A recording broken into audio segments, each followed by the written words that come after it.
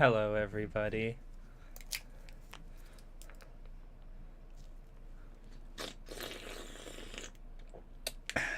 Welcome to another exciting installment of Rawrdcore Retrospective. I have not slept in over 24 hours.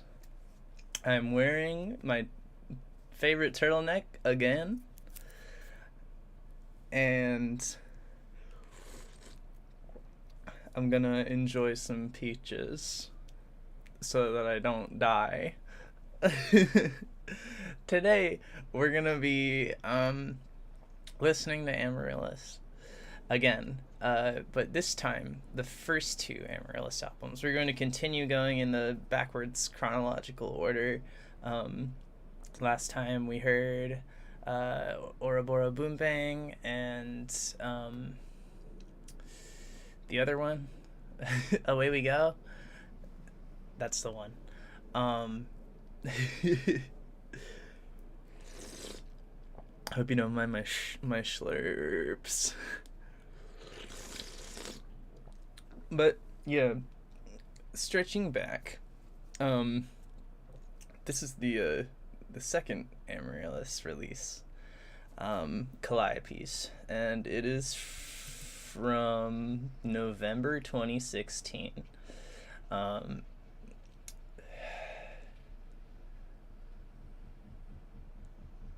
trying to think about what was going on in November 2016. I guess I was in school. I talked a lot about school last time. I think I was just in school still, but earlier, before. I did most of Amaryllis stuff when I was in university, with the exception of Away We Go, which was the first album that I ever put out after moving to Seattle, and the first Amaryllis album, Glass Forehead, which we'll listen to later tonight. That one was made in my bedroom at my mom's house. Somebody in my apartment is hammering something. It's probably in my apartment. It's probably my roommate, who loves to hammer things, and I love him a lot. So everyone will simply have to deal with his hammering noise because I love him too much to tell him not to do that. All right, let's get it popping. Let's get it going. Let's listen to Calliope's. This first track, I haven't listened to this album in a long time. I haven't listened to this one or Glass Forehead in a long time, so this will be fun. I remember digging all of this. Like even when it was new, I liked Calliope's. I'm gonna be burping a lot on this stream. I hope that's okay. A lot of this album and the other album that we'll hear tonight are super focused on original composition. There's almost no sampling of almost anything in any of these tracks. I think the exception will be Calliope Lime, the second track, where Snoop Dogg saying smoke weed is present. But I don't know. We'll see. Let us begin.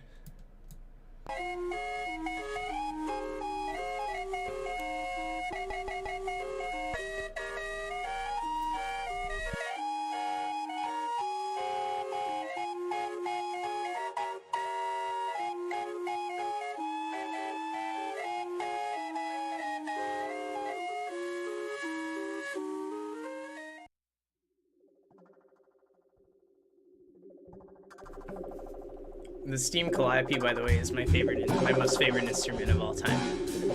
And I was going nuts about steam calliopes when I made this album. So they're sampled quite a few times throughout.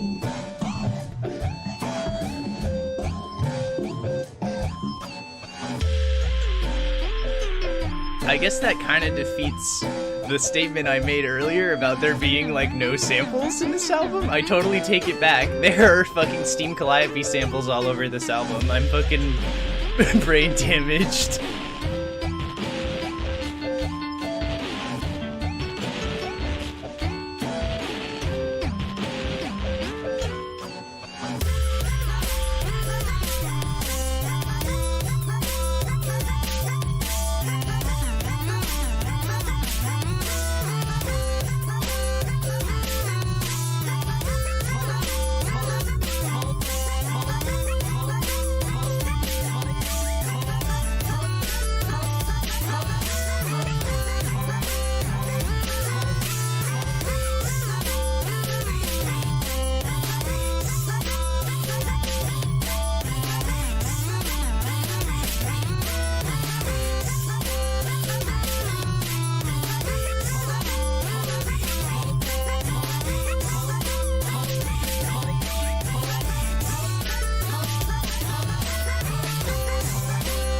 You're right, this is what happens when I don't sleep.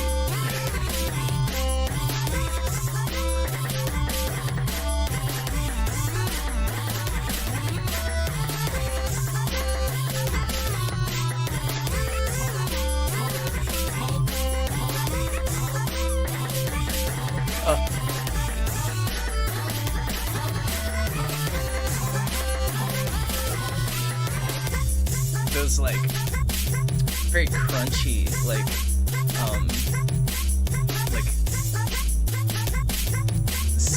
almond snare drums earlier that sound like you're listening to them through a telephone, like the handset of a telephone.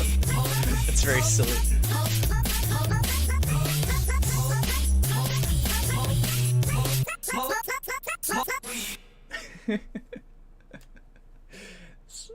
Oh, okay. This one, track 3, Calliope Violet, is a huge favorite of mine.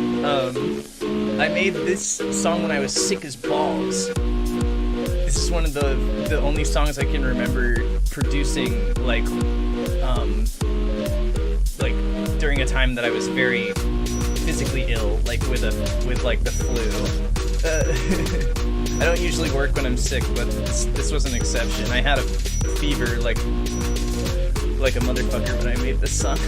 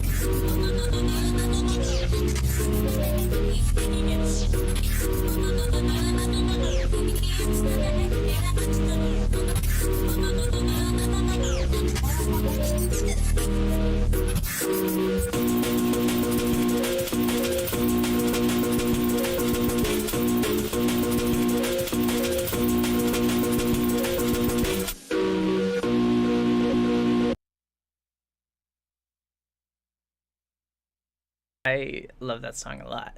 Um, Whoever just sent me money on PayPal, I assume that it's you, Wasted Sunset. Thank you so much for doing that. I really fucking appreciate that. I got mouths to feed these days. Like I've got a lot of friends like who've sort of like fallen into my life recently and like started to play like a majorly like important and like fulfilling and like wonderful role in like my daily life.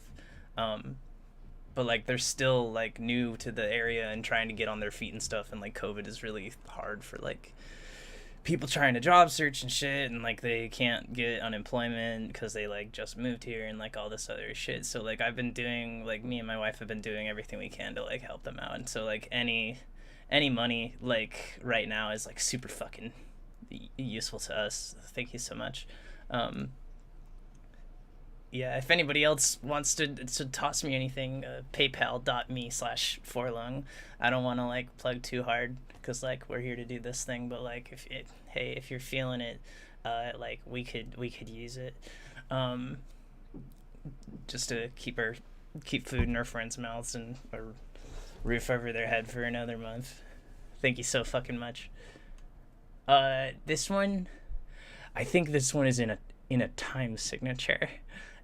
And I think that the time signature is probably 3/4. Let's see if we're right. I'm so sorry. No, I'm not.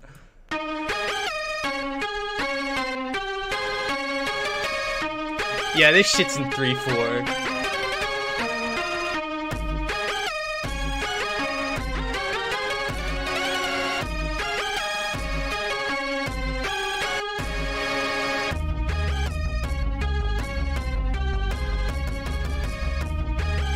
I've never heard of Gibber.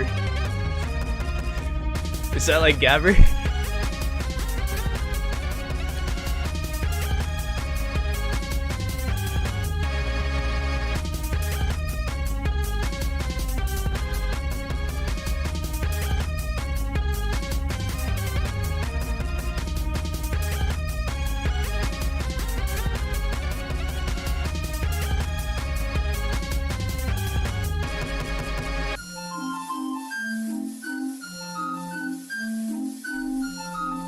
For now and for all time, every single one of you has permission to sample and remix my burps in whatever way you want to. They're public domain.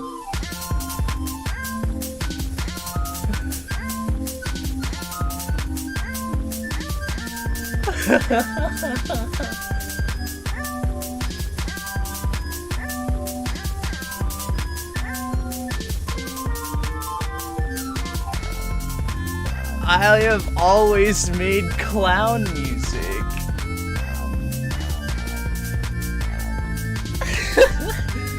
I was not even ever thinking about clowns back then. But this is clearly clown music.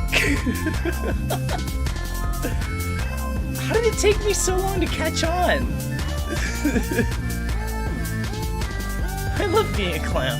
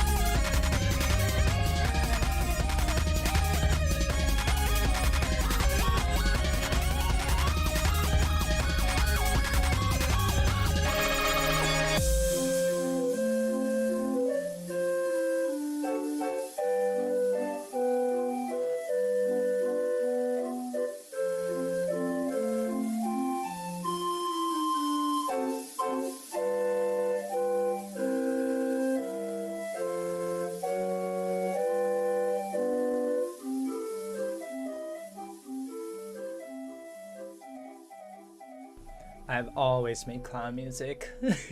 I have no idea how I was not thinking about clowns when I was making all of this.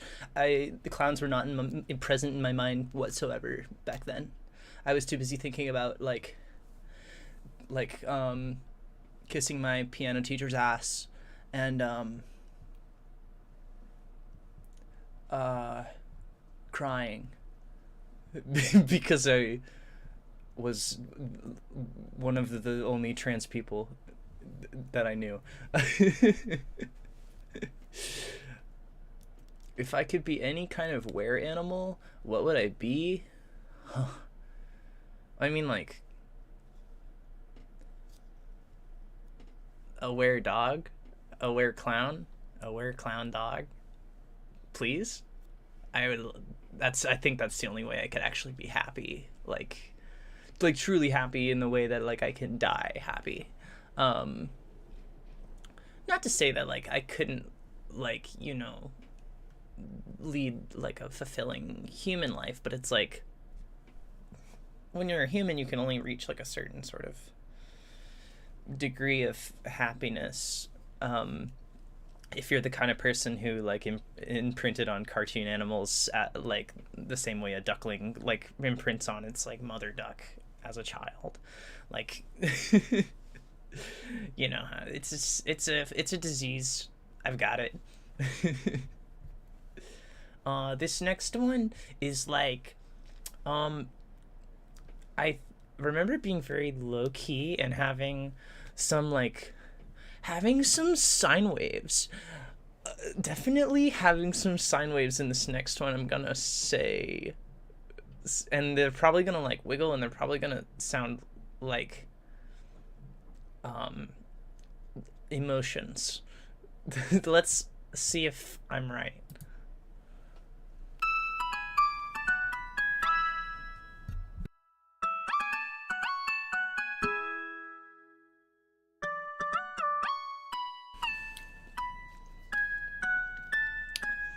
Hickey Smash, I love you.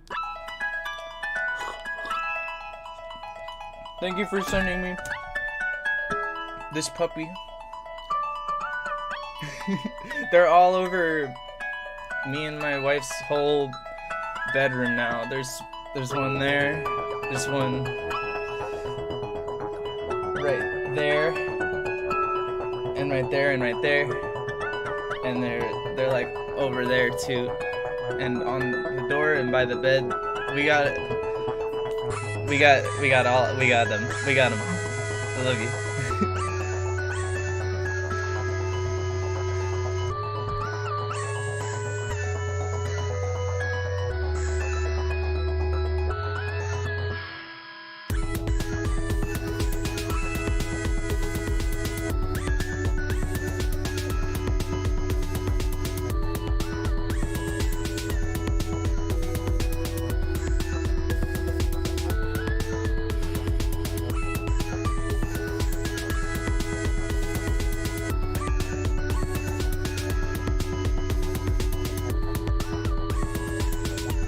These are definitely some sine waves. Oh, these are definitely some sine waves.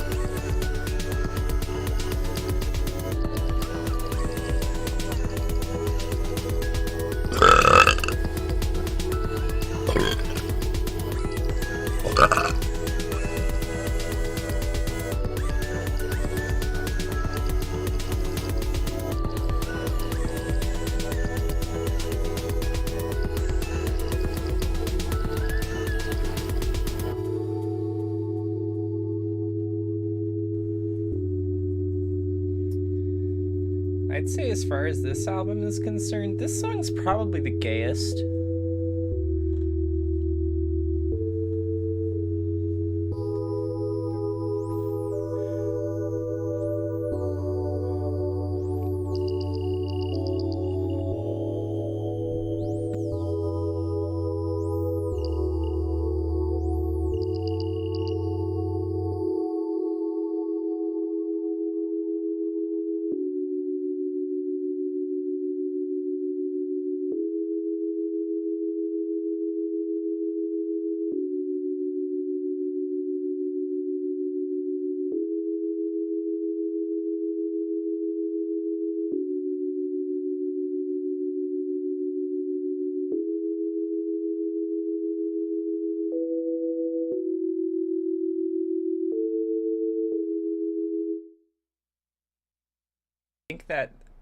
I think that this next one is much more evil.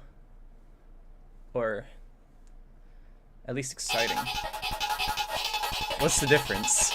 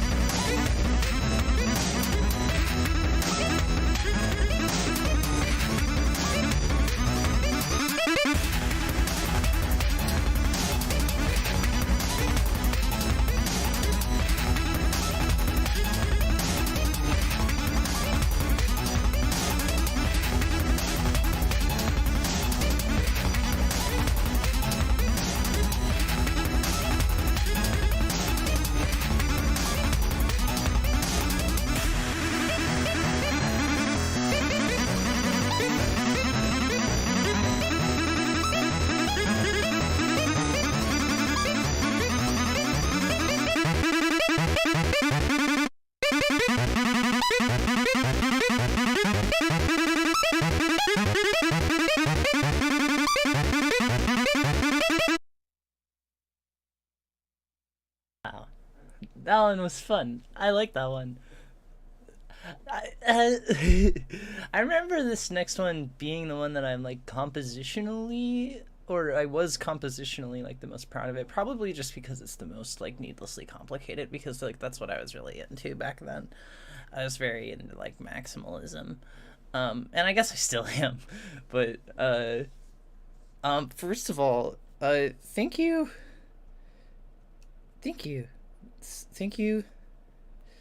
Okay, so you sent me money and you sent me a note that says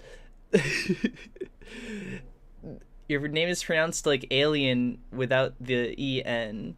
So does that mean that your name is pronounced Ali, or does it mean that it's pronounced Aliad like it's spelled? Either way, thank you so much. I really, really appreciate the support. That fucking kicks ass. Thank you. I love y'all. Okay, do you want to hear this song? I'm not gonna wait for any of you to answer. I'm just gonna play it.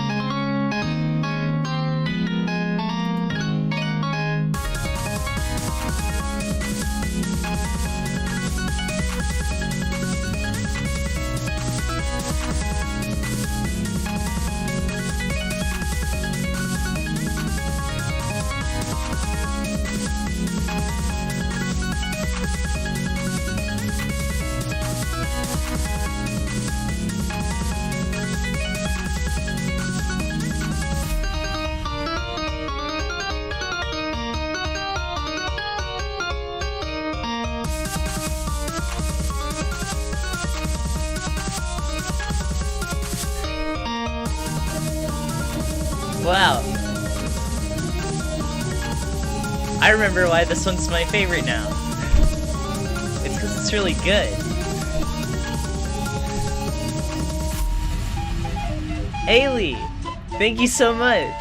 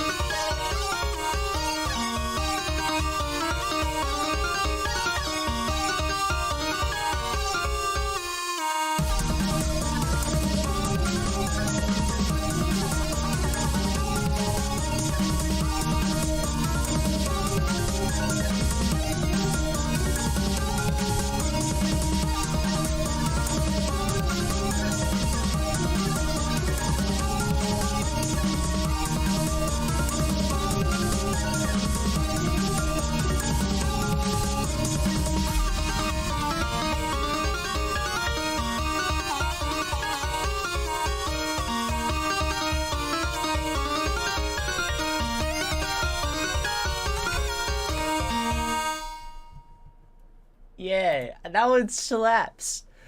I like that one a lot still. That's cool. I don't have the fucking patience to compose like that anymore. I don't like. I don't have enough like dopamine in my brain to do stuff like that anymore. I feel like I don't know, or maybe my dopamine just comes from a different place now. It used to come from there. Now it comes from some other sound or some other way of doing it. I don't know. I'm doing different. The way I do music now is so different than this. I see all you motherfuckers in the chat talking about how you wish you were good at making music and learning how to make music is hard, and like, yeah, it fucking is. But then after it's done being hard, you know how to make music. And that is so cool. It's like really worth it, I promise. It's like the best decision I ever made was like separating myself from all recreational activities except for FL Studio for like an entire like 2 semesters of community college. Just every time I wanted to be stimulated, like I didn't have like video games in my dorm room or like anything to reach for really, except for like my laptop and FL Studio and like and a web browser. So like I don't know, like that's my recommendation. Isolate yourself and get rid of all the fun things that you have access to except for your digital audio workstation. And I'm just kidding. And it might not work for everybody. That might be self-destructive for some people.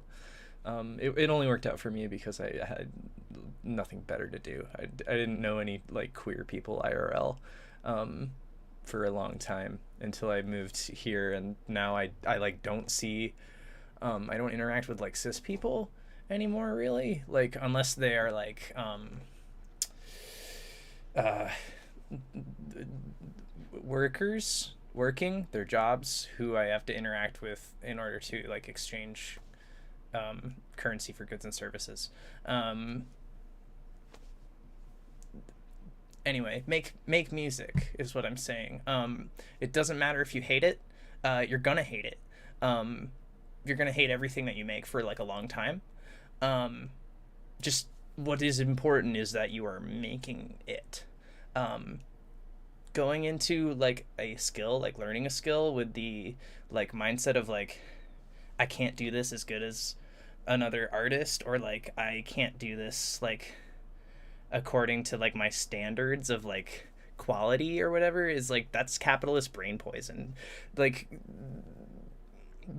believing that you have to be good at art, or that art can be good or bad, is like really just like a competitive like sort of toxin that is like baked into us from like generations and generations of like competition in every area of life.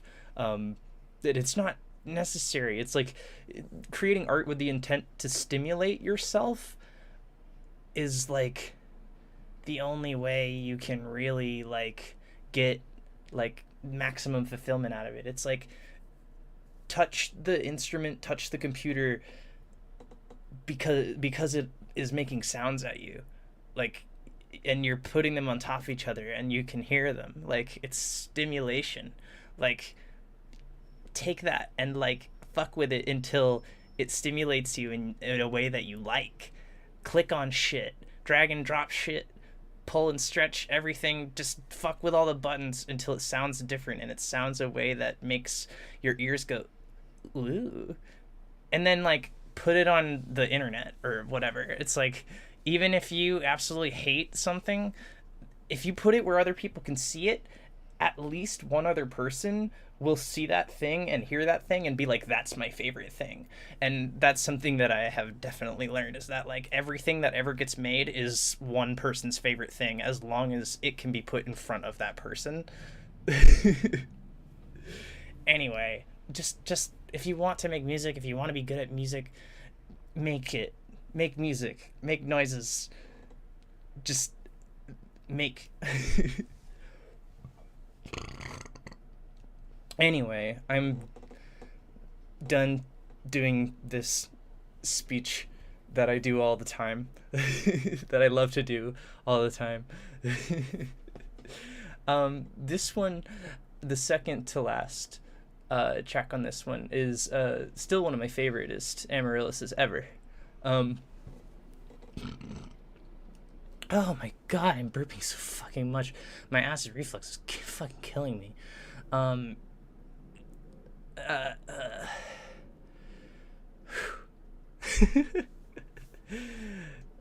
Here we go.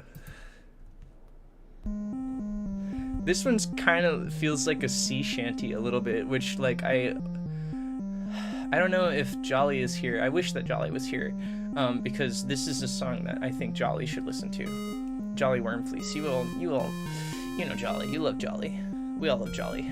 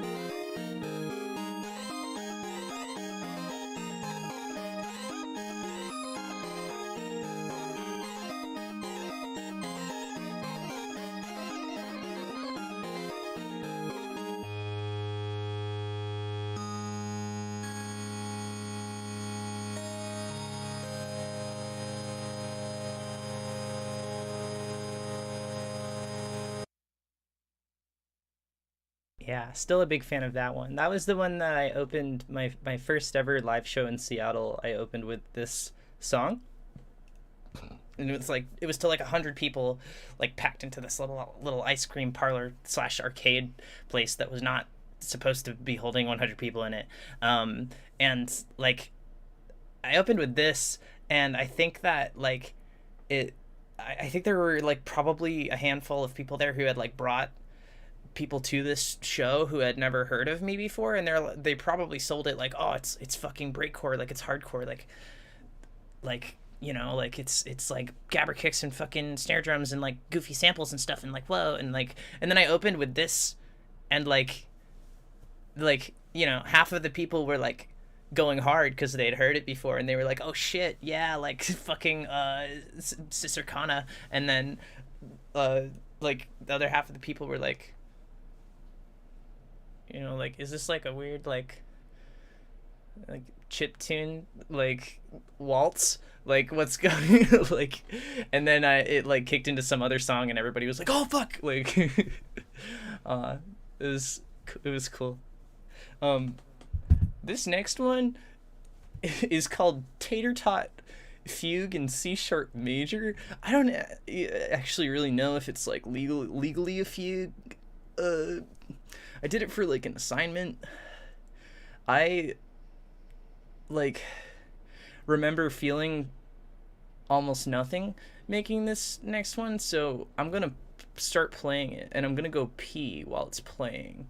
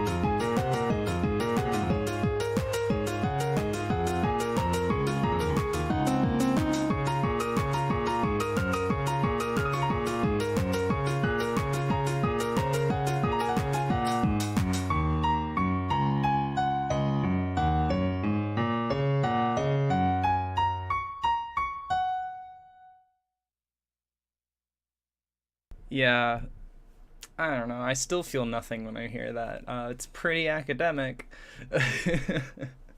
Yeah, I'm over it. Anyway, that's Calliope's. That's the whole album. I still dig a lot of it. Um, yeah, I'm glad that I got to come back and revisit it.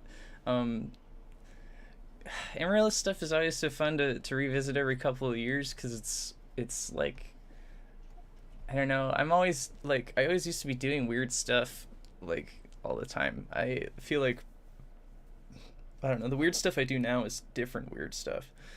It's not this weird stuff, but I like all the weird stuff, so it's cool to remember where my weird has been when. uh I saw someone ask earlier how I stay so consistent with music.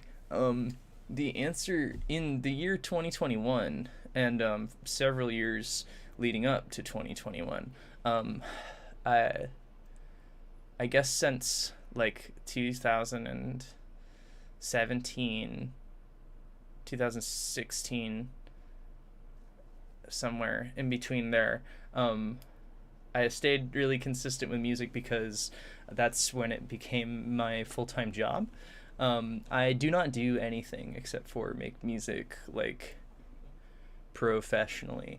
Um, Obviously, I do other things, but like if as far as like my living is concerned, it's like it's this, um, and this. Uh, Before that, the way I stayed consistent with music was, like I mentioned earlier, just like cutting myself off from like all other available like entertainment options or like time wasting options or time occupying options, I guess. Like if you push everything away from you, like activity wise, if you push all activities away from you that don't directly result in like the development of a skill, then like you will gain skills like crazy. Like if every like option available to you is like a creative or constructive like outlet, then like you will get pretty good at stuff pretty fast, I have found. And that can be really hard if you're like stuck living with your parents, or like in a situation where you otherwise can't just like separate yourself from like all of your objects, um in a way that like isn't permanent, or whatever. uh like I don't know, I stay consistent with music now because it's my job. um but I'm still like, my lifestyle is still like pretty much a train wreck. Like I'm like 50% of the time I am nocturnal. I like I like I party. Uh, like I like COVID party now. Like, um, in a way where like we have a very small like tight knit circle of like friends who like always like get tested before they congregate and stuff, because like here in the city in Seattle, it's very very easy, um and like costs $0 to get a COVID test, which is like I immensely like incredible. Like we're super lucky to have access to that.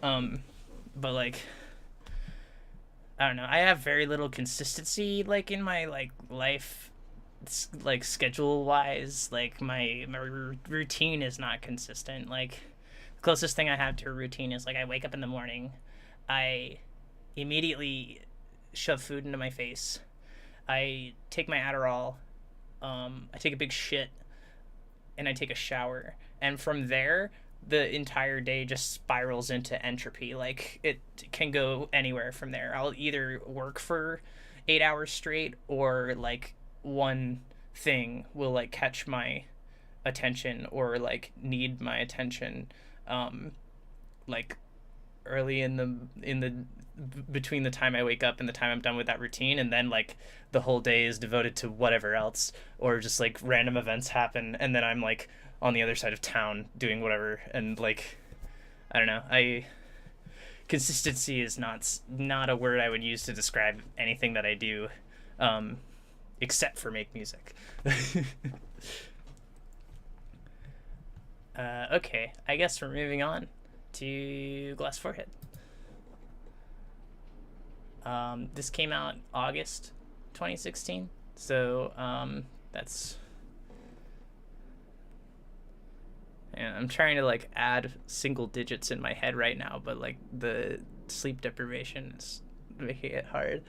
August, September, October, November. So this came out 3 months before Calliope's. So I made this album, 3 months passed, and then I made Calliope's, because I used to do nothing except for make music. So I was just firing shit out all the time. I can't do that anymore, for sure. Now it takes me multiple months to make an album, and like I'm fine with that. But yeah, this one was special because it's the very first Amaryllis, and leading up to this, I had made like, I don't know, like 110% every day forever, and like a couple other like, you know, breakcore type ravey things, and like this was me like trying to just do something different. And I went in a lot of weird directions with it. And I still have really fond memories of it. I also love this drawing that Yoplatz did of Amaryllis. That's like one of the earliest pieces of fan art I ever received of Amaryllis. Like, this was not a commission. This was just like dropped into my lap one day, like when there were like barely any pictures of Amaryllis that even existed at that point in time. And like it's just like this like beautiful painting, and I like freaked the fuck out, like, oh my god, like, because it's really cool. Anyway, here we go.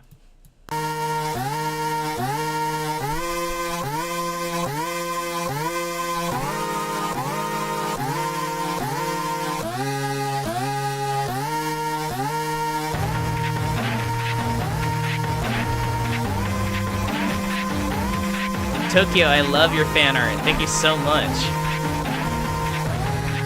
That shit made my day.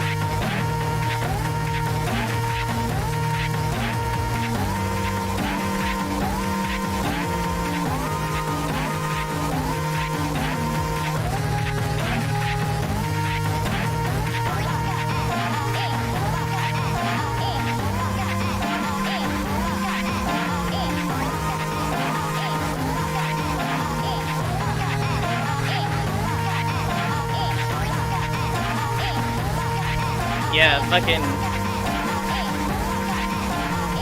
You sure did listen to this song a bunch in 2016. I can tell by this extremely sweet, very kind-hearted comment you wrote. I love you.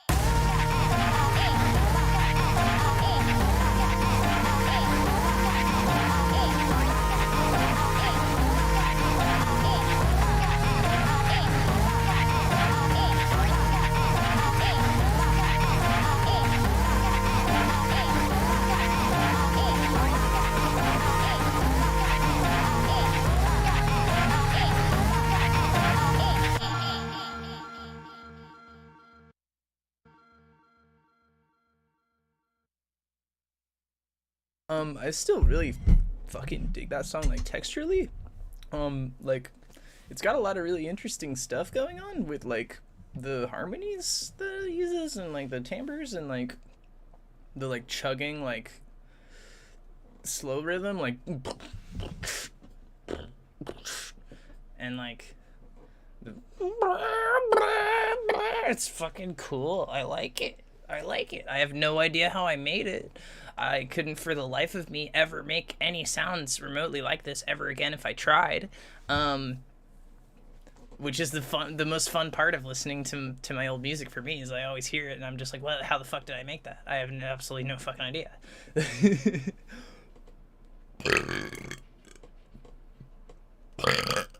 Oh my god. Oh, help. Okay. This next one, track 2, which is called Guess Who's Coming to Your House After School, is actually a song that was originally on this super incredibly old album of mine, from back when my alias was Forlung Boy. So you know it's ancient history. Yeah, October 2014. This song originally sounded like this. I drew this album art, by the way. I used to draw these fucked up weirdos all the time. They're called ridiculoids. And there's the fucking local Wolfgang again, howling at the goddamn moon.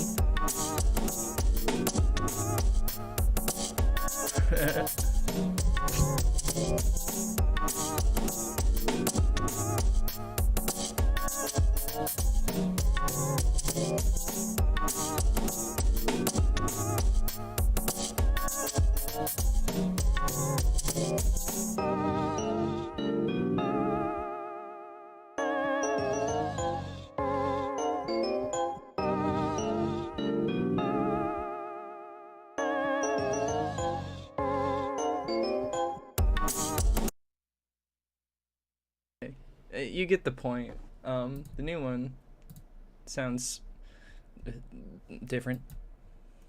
A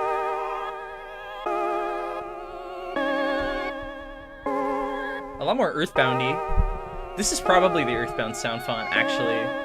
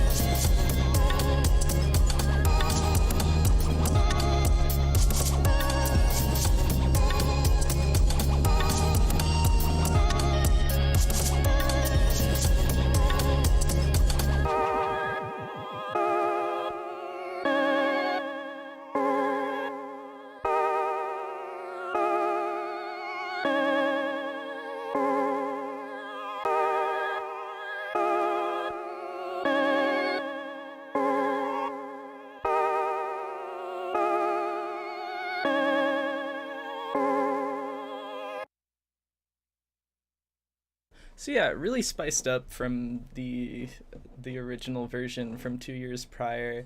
I really like where it went. Yeah, it's a vibe for sure. It's out there. It's like we're here and it's like it's out there. And it grabs you and it takes you out there with it, and it's like, whoa, guess who's coming to your house after school? This one's Pill Splitter. I'm pretty sure this one's probably in a time signature, and that time signature is probably 3/4.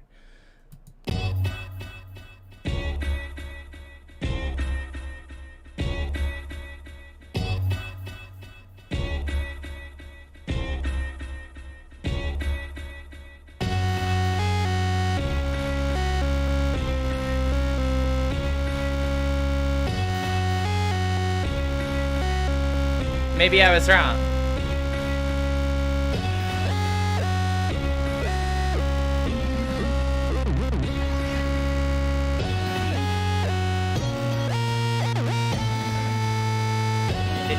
Is it in 6/8 time? I don't know how to count. Somebody who knows how to count can tell me if they want to. I could go to the grave without knowing, and I'm fine with that. 7/8? No, I would never make a song in 7/8. I have no idea how to compose in 7/8. A bold guess, though.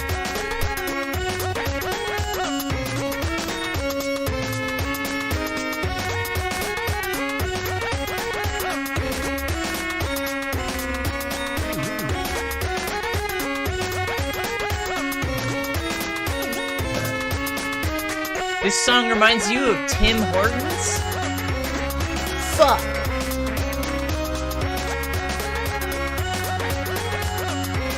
You designed your persona in a Tim Hortons while listening to this? That kicks ass. I fucking love that. Thank you for telling me that. That fucking rules.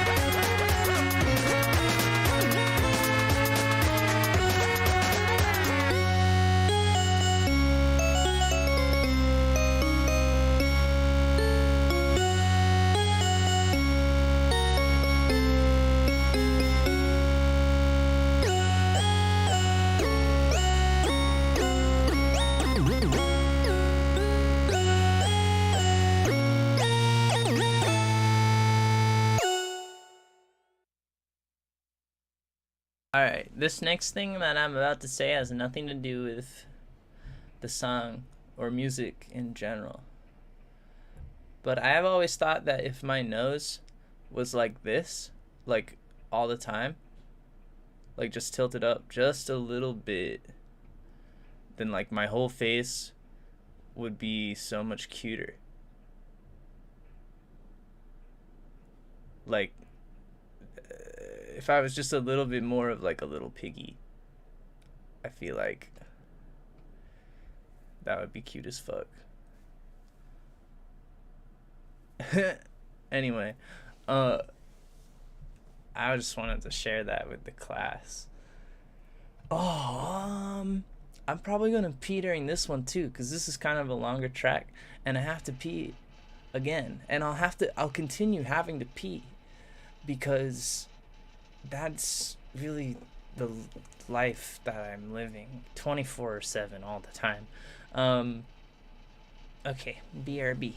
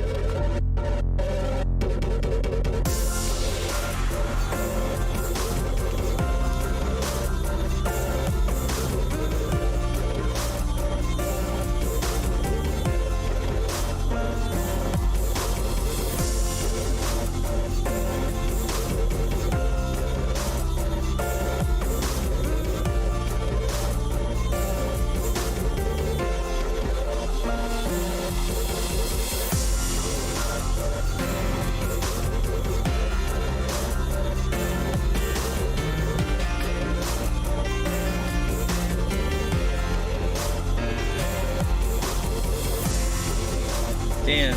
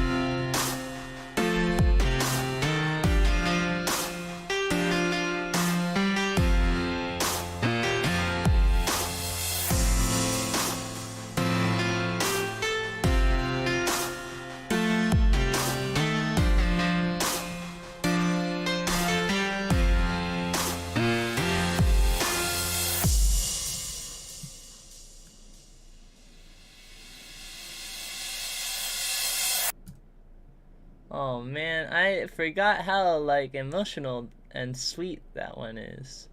It's really like it's like a bittersweet, like overwhelming, like exhale, like, you know. Fuck. That was making me kind of emo.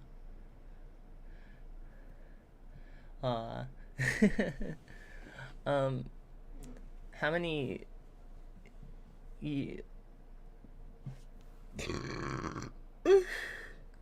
how many years have I had this pharmacy hat? Oh my fucking god, I've had this since before I started transitioning, I'm pretty sure. So that means I started transitioning late 2015. So like more than 6 years at this point, I guess. This is my favorite hat. It's always been my favorite hat for years. I like this hat a lot. It's been with me on many adventures. It looks cutest backwards, but I'm wearing it frontwards because it's easier to wear my headphones that way.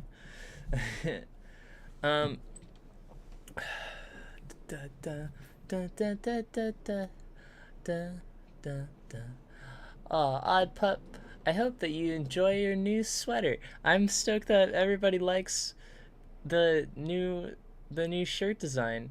I like honestly spent like maybe like 2 hours in Adobe Illustrator making it. And like literally all the money is like going to like help my friends out with rent. So I'm like really stoked that people are into it. Thank you so much if you picked one up. This track is the title track, Glass Forehead. I remember this one being pretty emo too, but like in a completely different way than the last one. Here we go. Hi Toby, I love you Toby.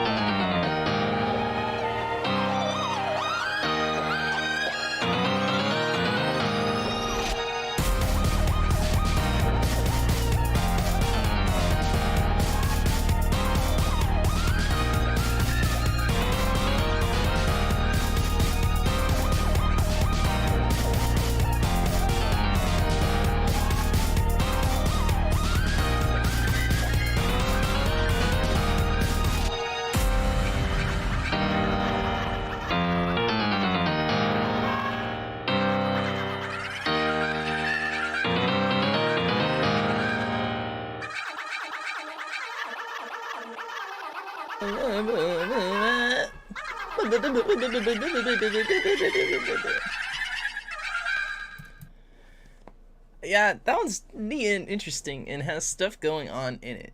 I during like during university, I tried to this is one of the two songs that I tried to arrange to be playable with two hands on like a normal piano, for my like semester like project, like my final project, for like the whole semester, how I wanted to take one of my songs and arrange it for a single player with a single piano, and I tried to do it with this song.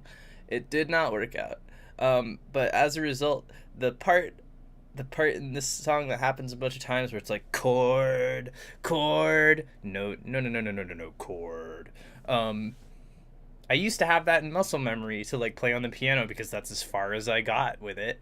And I wish that I still did. I've been trying to refigure it out for a while now. Still haven't got it. Anyway, that's a fun little fact about Glass Forehead. The song that I actually ended up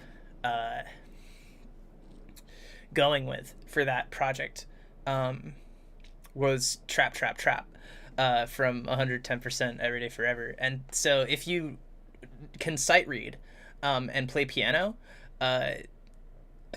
and you want the sheet music for Trap, the song I made in 2016 where I sampled like Bailey J at AutoCon 2004, like getting yelled at in the registration line, let me know. I'll hook you up with that sheet music. It's actually tight as fuck to like I'll talk more about that when we actually do like a retrospective on 110% Everyday Forever, or as I will henceforth refer to it, 110 EDF, because that's like one of the quintessential, I feel like, Forlung albums. That was a big one for me. That one really broke through a lot of barriers for me. It was the first real like breakcore like album I ever made that like felt like breakcore. Yeah, anyway, this next song is 7 minutes long, and I don't remember much about this version of it. There's a VIP. This song is called Little Jaw. There's a VIP version of it that stands for Variation in Production, if you didn't know, which is a fancy way of saying like a producer made a remix of their own song. There's the VIP that I did of this, which I like a lot. That's just hella maximalist and hella cute, hella fun. I don't remember much about the original version. I think I sampled Lauren Boasfield on it, which wouldn't surprise me because I've sampled Lauren Boasfield plenty of times, especially back in this time period. I'm pretty sure I still hold the record for like artist with the most Lauren Boasfield covers. I've done 3 Lauren Boasfield covers. I don't think anybody else can claim to have that many or more Lauren Boasfield covers. Not really like, not like it's a contest or anything, but I appreciate having that little bit of trivia to hold close to my heart.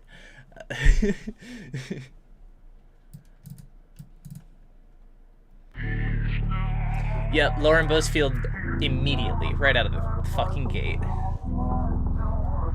I love her. I hope she's doing well. I haven't talked to her in a very long time. For obvious reasons.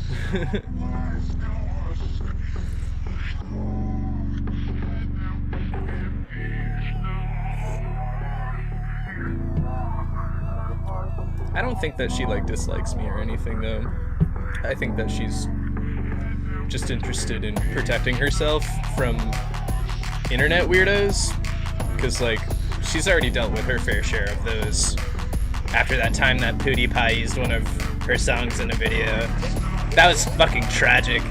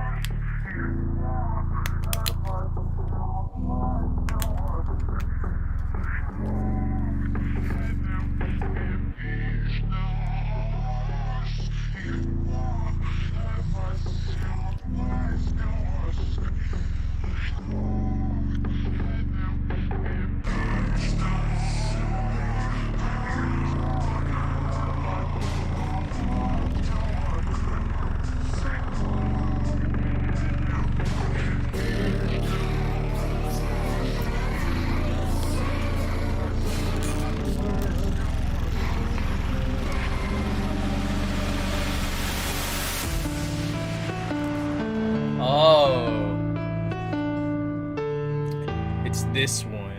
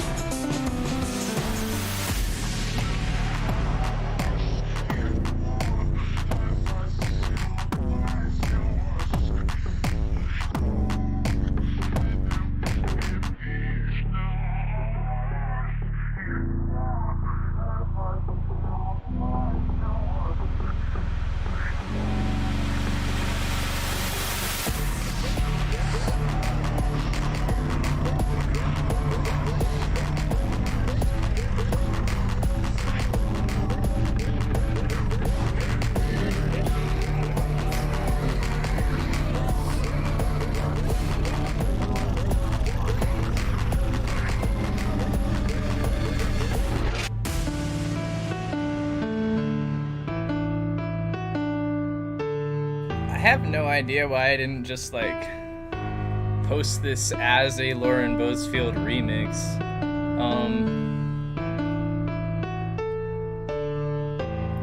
Oh, it's because it was for somebody. Somebody I think requested this of me in some capacity.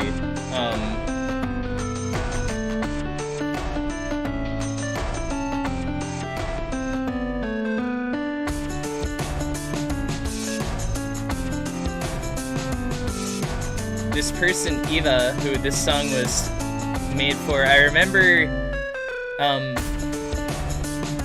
being very nice to me and drawing me fan art in like a really cool, neat style. But I don't think they've either changed identities several times since then, or they simply have left my sphere. But wherever they are, I hope that they're doing well.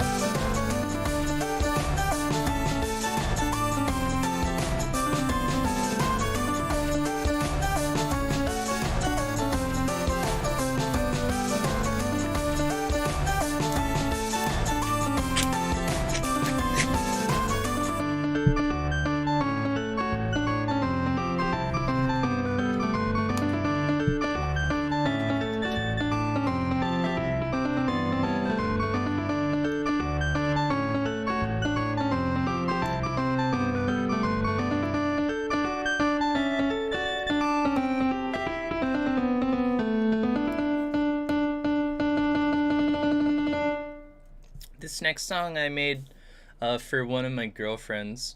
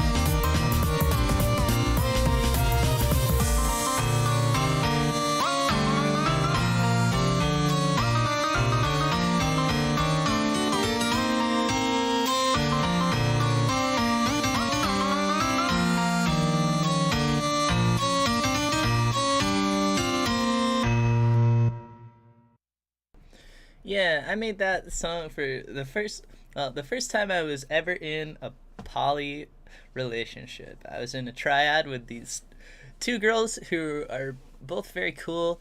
One of them was named Samantha Carter. She was extremely talented producer. She's done a lot of like footwork music and a lot of other various sort of breakbeat and like stuff kind of bordering on like hardcore, and she's a total sweetheart. She's like hanging out with pigs a lot nowadays, which I think is tight as fuck. She's like helping out on like a farm. Sam's the shit. I love Sam. She's always tweeting about like goblins and shit, and I love to see that. Our other girlfriend Natalie is also cool as fuck. I haven't talked to her in years, cause she's off doing her own thing, and like I can respect that. But this song was for her back in the day. It was like a, I guess like, expression of like how she made me feel, you know, gay shit, like whatever. But yeah, I do miss both of them a lot all the time. I think that they would probably both still be like really, really fun to hang out with. Anyway, I don't feel like wrapping up the stream yet. So like we might as well just like Might as well just tackle the elephant in the room, right? Like, Cat's Cradle.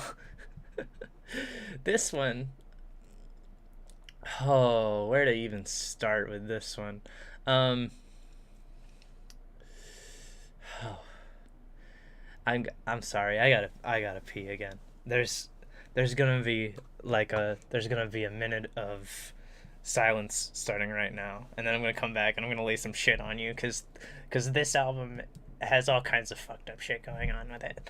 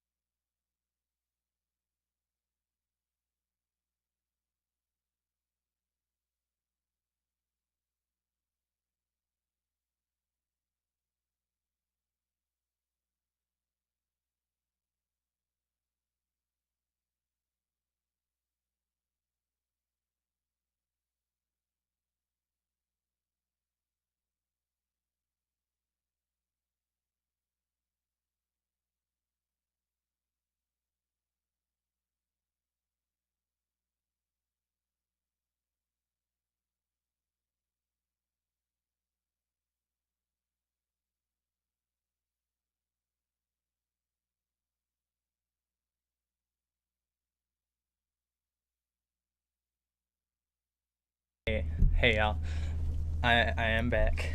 All right, so where to begin with this one? um, well,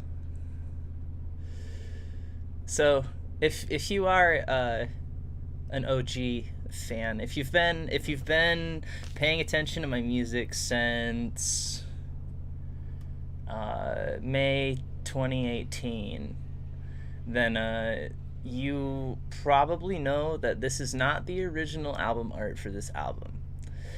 And the reason that this just random photo of like some like floral wallpaper is here instead of like the original album art is because the original album art was drawn by Zachary Slimazine, who some of you may or may not know, was like originally one of the like bigger like sort of propagators of my like initial call out back in 2018, um who like eventually came around to like reaching out to me via email and like chilling out and like talking to me about like how like he had realized that like he had some misconceptions and like wanted to like help me like clear my name and shit.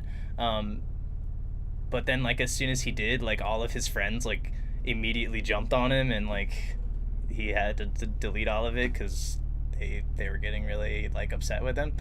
And like I if anybody has the like original like higher res like art from the cover of this album, like the original art, please find a way to send it to me, like forlongmusic@gmail.com or whatever. Like I would really like to have that, because I don't have it anymore, I don't think. But it's badass. It looks fucking incredible. It's this right here. Like, shit. Let me move myself out of the way. It's Amaryllis and Yo-Yo, and they're bound together by a cat's cradle, like, you know, the string game. And it's fucking dope as fuck. And like, yeah, I don't know if anybody like I don't want to kick up shit. Like if Zach is resting, like let him rest. Like, please do not be mean to Zach ever. He's totally innocent. Like, he has only been like directed by other people, and like does not deserve to catch shit for stuff that has happened to me. But anyway, like, I took down the art because like he did not have like the best impression of me for a long time, and so I didn't want his, like, I didn't, yeah. I took the art down. During the production of this album, I was actively like being traumatized a lot.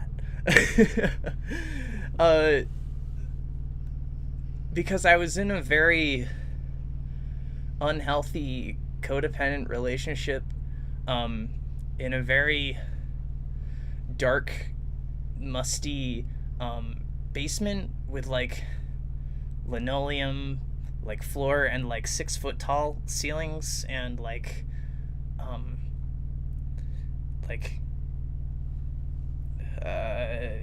just in really tight quarters with just like a partner that I was really having a lot of conflict with. And like I wrote a song about it. It's on the second Rat King World Champion. It's on this one right here. It's this song right here, Basement Room, if you're ever interested in listening to it. But like, it's whatever. Like, I mean, it's not whatever, obviously. It's a huge, like, it was a pivotal event in my life that like led to like a domino effect that like really changed the course of everything for me forever. And I don't think I would change anything, honestly. Like, I'm really, really lucky to be where I am, and I'm really, really lucky to know the people that I know, and to love the people that I love, and to be loved by the people who love me, like, both online and IRL. Like, I have like the most amazing like IRL support network that I could have ever imagined having. I never imagined having like friends who I could really consider family. Like, I'm extremely fucking lucky, and I don't think I would change a thing, honestly. But a lot of it hurt. A lot of it really hurt when it was happening, and like an amount of that shows through in this work. Obviously not. It's not exclusively that. Like, there's a lot of other vibes mixed in, but like when it hits, like when the depression and the anxiety and the hopelessness hit in this album, like, it hits me like a truck, because I remember everywhere I was, like, and everything that was going on with me, like, when I hear this shit, because I was just sitting in that basement, hunched over this little fucking Toshiba laptop, making these songs, trying to pretend that I didn't exist, like taking like tons of massive bong rips, and like just trying to like be deleted as often and as thoroughly as possible, so that I did not have to feel like I was occupying that space. Like, and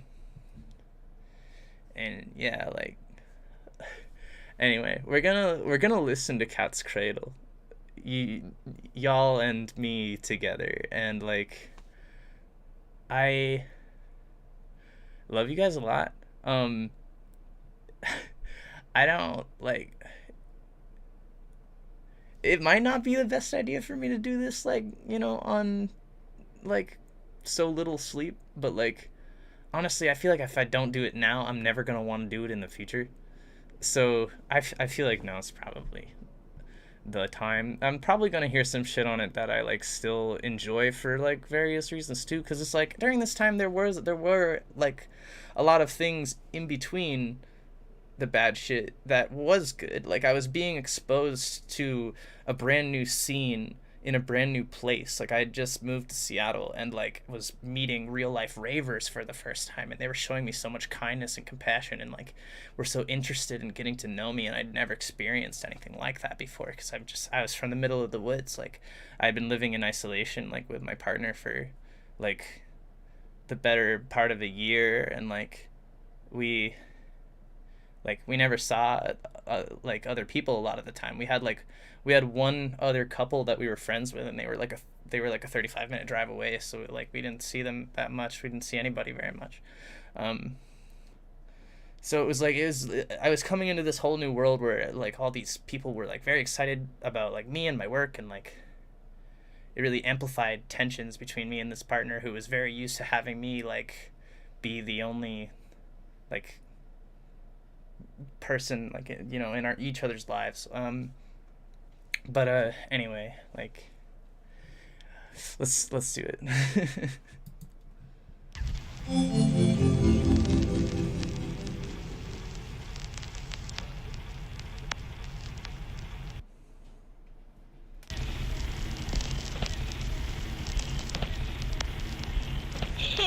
If Pop will stop starting you. Well, but please hold it. Well, what can you do on the side of the road at 6 o'clock? Well, there you have it, ladies and gentlemen. Ben Coleman's rendition of What Can You Do on the Side of the Road at 6 o'clock. You may recognize this sample if you've listened to Silly Rama.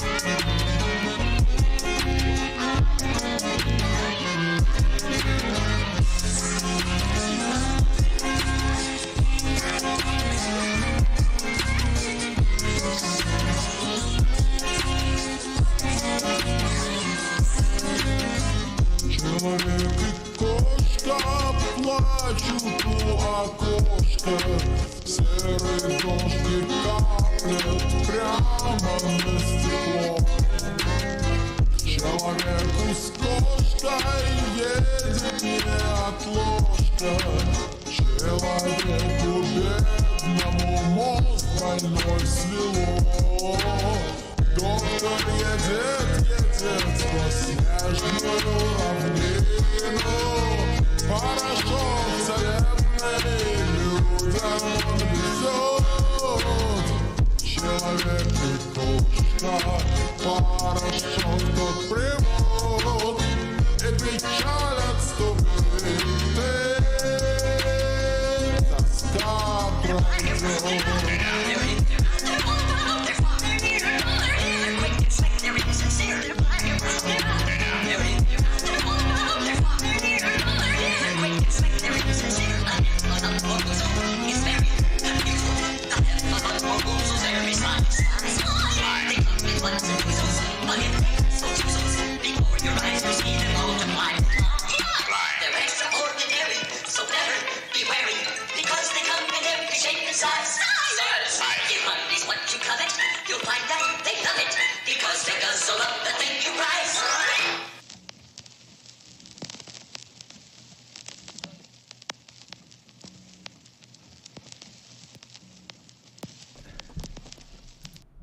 I love Heffalumps and Woozles a lot. If you're ever in the same place as me in real life and you put on Winnie the Pooh and the Blustery Day, and the Heffalumps and Woozles scene comes on and that song starts playing, you will see me go absolutely apeshit. You will see me become feral. You will see me lose my mind. Anyway, I honestly am like not vibing with like actually listening to this and looking at this. I like would really actually like to bring up the original album art. So I'll pull that up real quick. Thank you all of you for sending it to me. I really appreciate that.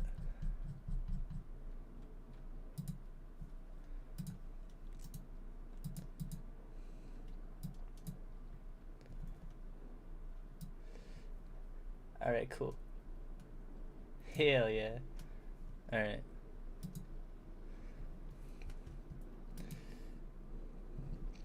I wish that it was not on a... There. That will suffice for now.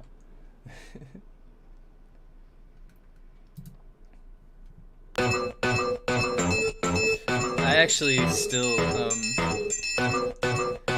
quite like this. I like this track.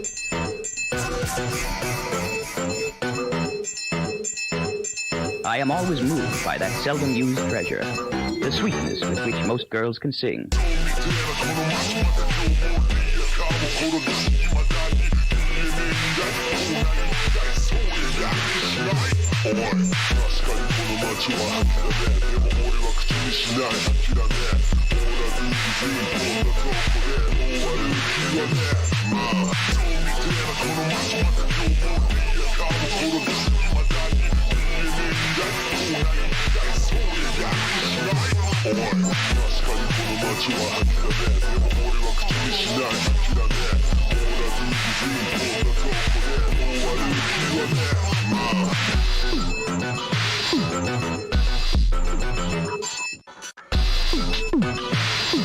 The girl sang "O Little Town of Bethlehem," and I am not likely to forget very soon their interpretation of the line, "The hopes and fears of all the years are here with us tonight."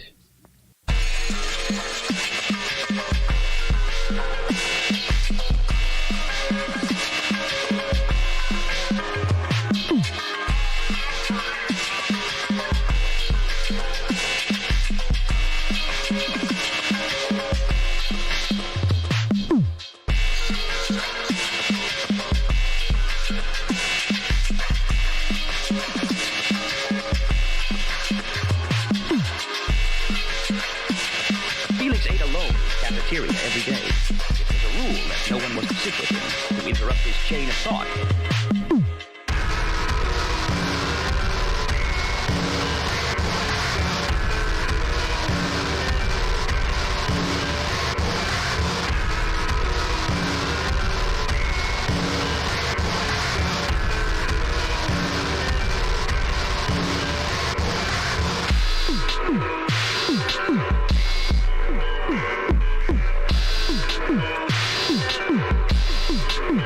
If you like math rock, you might recognize this guitar sample from a Trico song. I'd made the only point I wanted to make with the swamp. If the streams flowing through the swamp froze as Ice 9, what about the rivers and lakes the streams fed? They'd freeze, but there is no such thing as Ice 9. And the oceans the frozen rivers fed? They'd freeze, of course, he snapped. I suppose you're going to rush to market with a sensational story about Ice 9 now. I tell you again, it does not exist. And the springs feeding the frozen lakes and streams, and all the water underground feeding the springs, they'd freeze, damn it, he cried. But if I had known that you were a member of the Yellow Press, he said, grandly rising to his feet, I wouldn't have wasted a minute with you. And the rain? When it fell, it would freeze into hard little hobnails of Ice 9. And that would be the end of the world. And the end of the interview, too. Goodbye.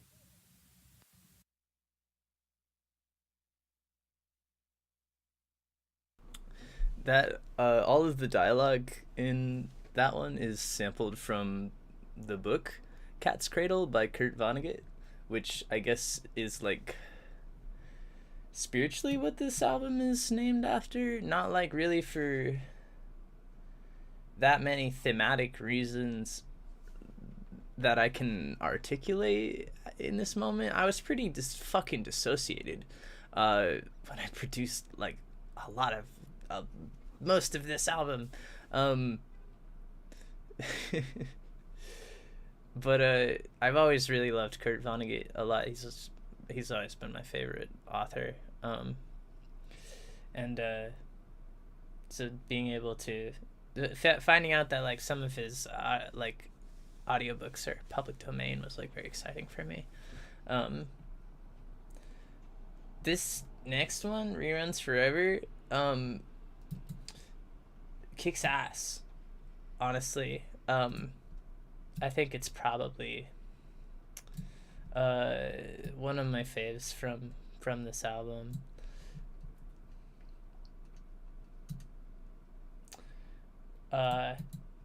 If you'll like this synth that this song starts with, you might recognize it as sounding extremely similar to the lead synth in the Gay Aunt Jane track, Prolapse Soul.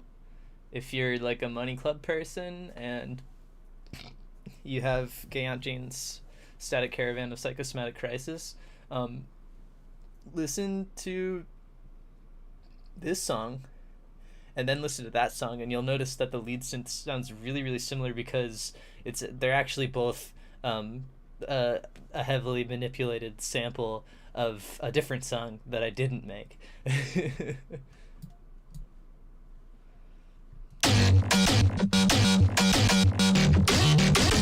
sounds really wet and juicy in this one. I gotta go pee again.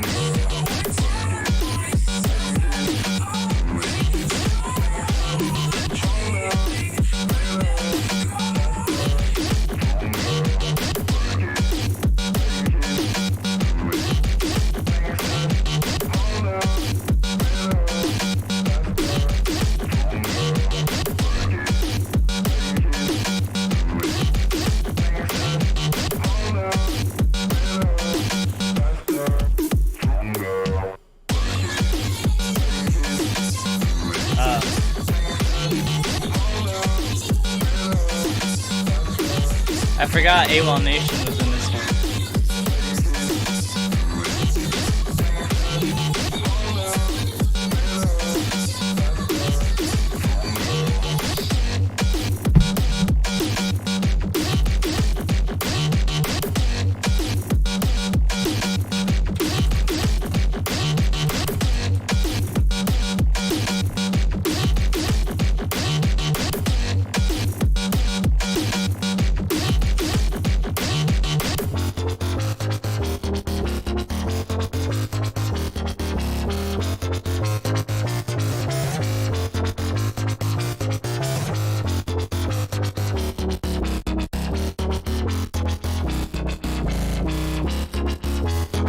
if you're paying attention,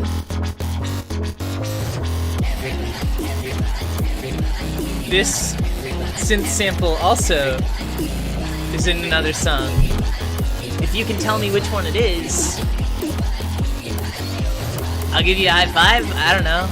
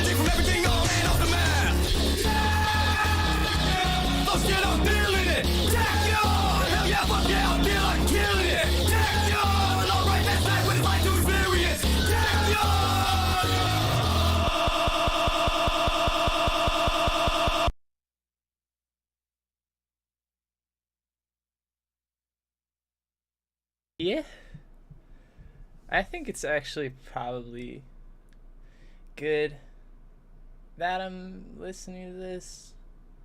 I think I'm long overdue to be listening to this. I feel like I'm like, sorry if my like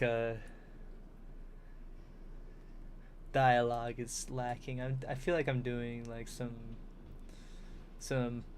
processing that I've been needing to do for a while, just like hearing all this stuff again. So like, thank you all for being here with me. I really appreciate that, and thank you all for like being so fucking nice to me all the time, and like helping me like stay alive and shit, and like helping me help my friends stay alive and shit. Like you guys are really cool. Bandcamp seems to be having trouble with this one.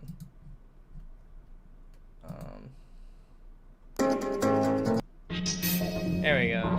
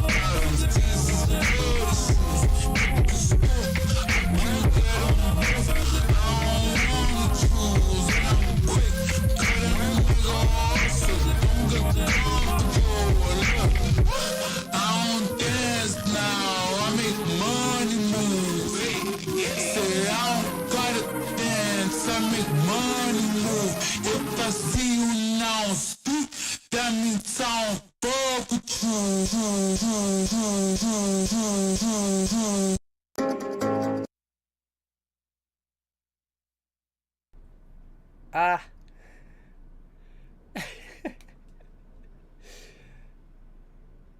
It's so weird how, like, God, I don't know, putting, like, pieces together, like, about, like, when I was making all this music, like, I was trying my best to feel nothing. Like, I was trying my best to zone out and not be, like, I was trying my best to just be forlorn on the internet and, like, not, like, be a person in real life, because it felt like being a person in real life was too painful, because I, like, was so, like, I was in this exciting new place with all these exciting new people, but, like, I felt like I couldn't participate in anything that they were doing. I couldn't get close to any of them because I was so, like, scared of, like, hurting my partner and then, like, experiencing, like, backlash, like, from them in ways that I couldn't handle. And, like, I just, like, I was turned off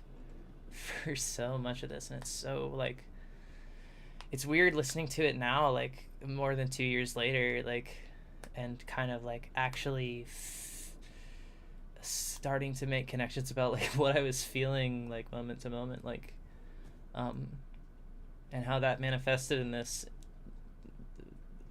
like, even though I couldn't feel anything, like, in the moment. It's hard to explain.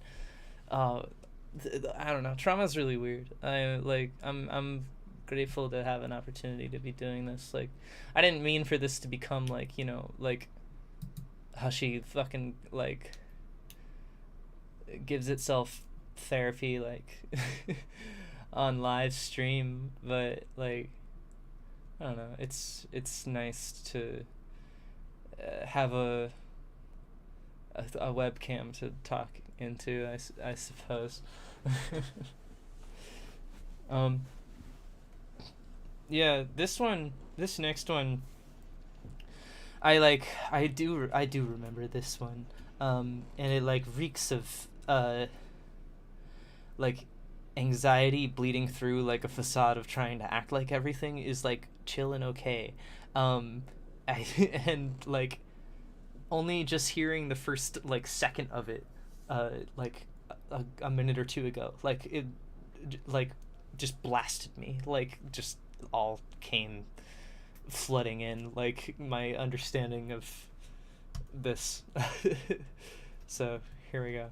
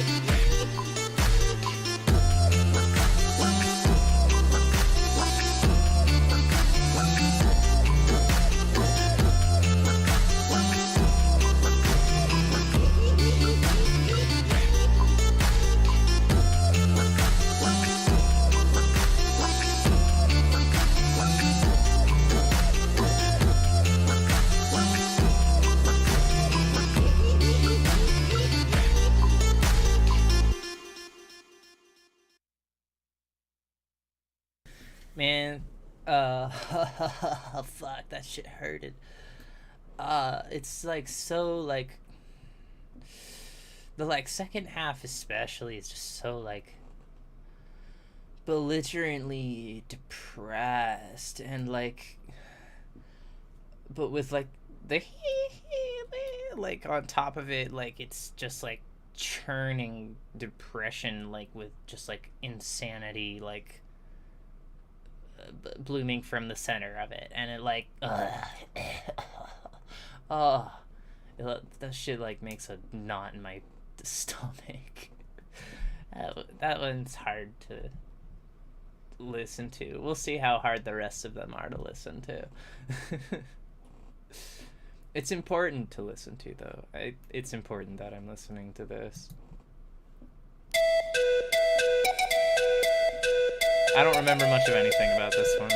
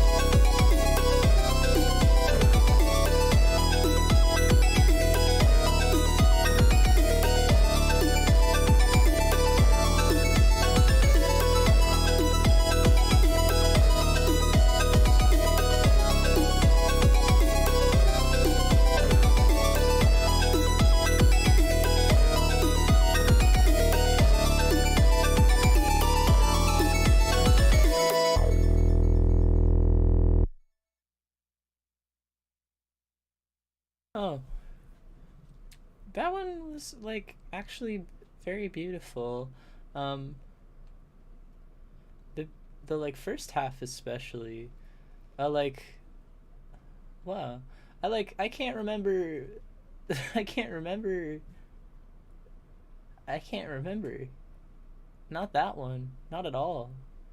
A glimmer of hope, perhaps, somewhere in all of that, like, like, that's really, that one was really sweet.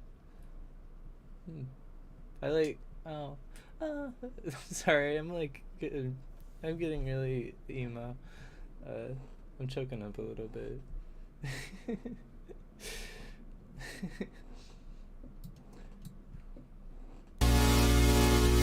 Oh, yeah.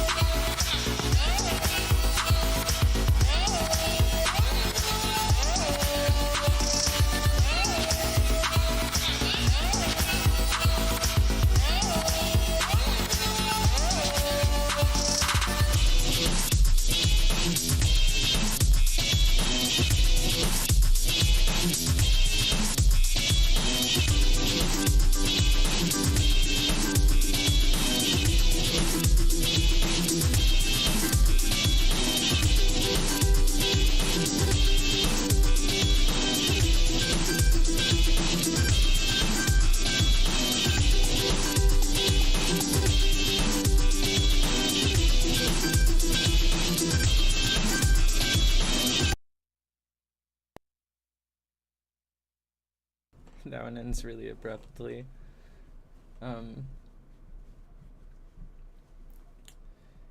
Yeah, speaking of Slimazine, the artist of this album art, like they were also he was also one who sent me several of the samples that I used in that last song. This one I remember feeling negatively about. This next one. I don't remember much else about it. I think it samples gorillas. I don't know.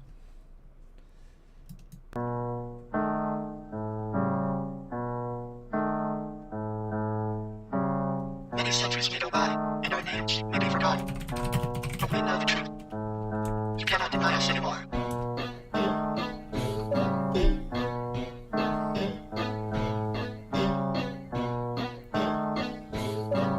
This is so fucking mentally ill.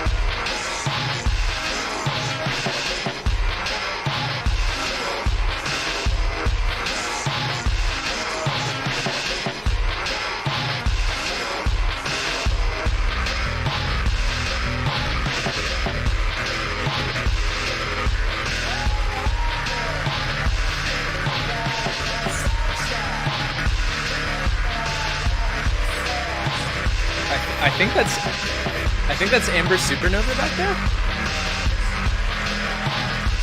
Behind the gorillas?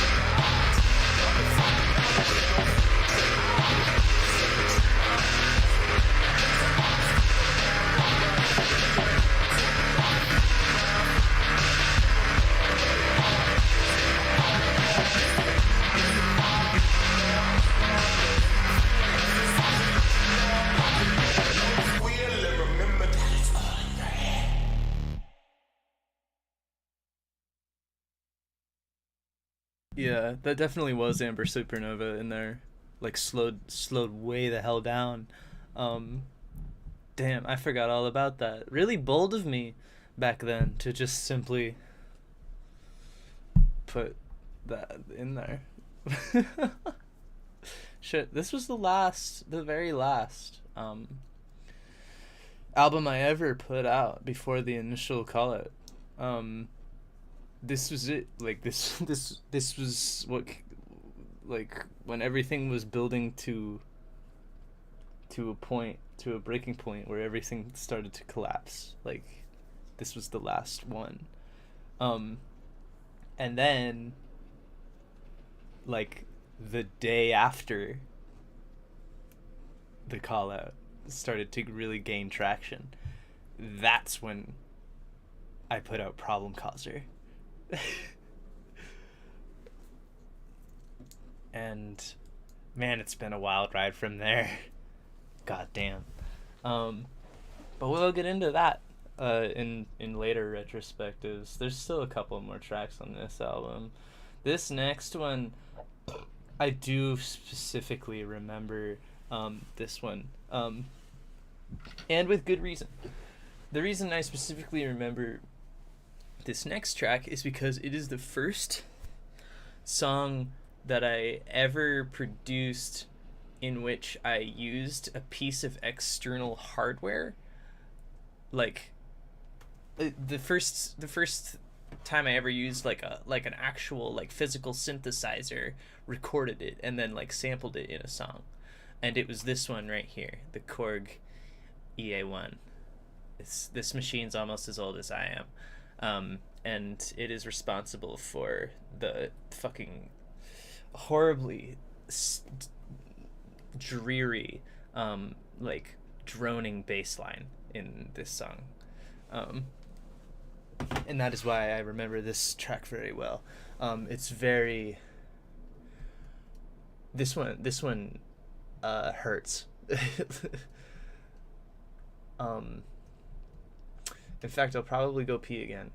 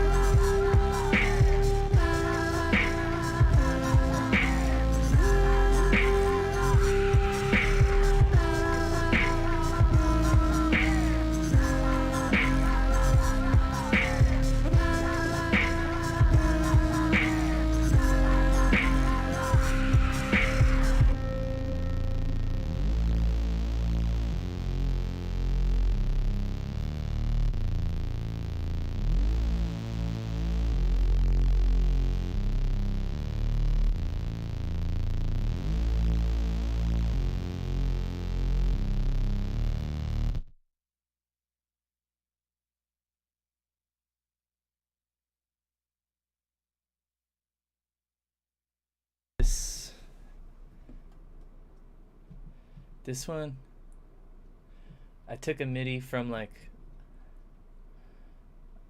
an old psychedelic rock song that I really liked, and made it really climactic and dramatic.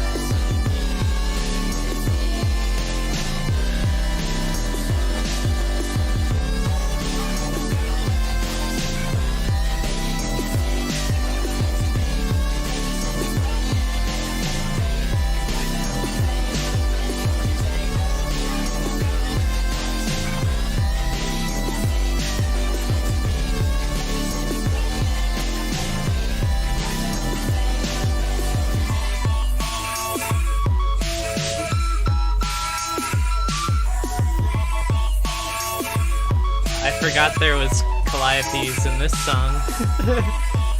Fuck.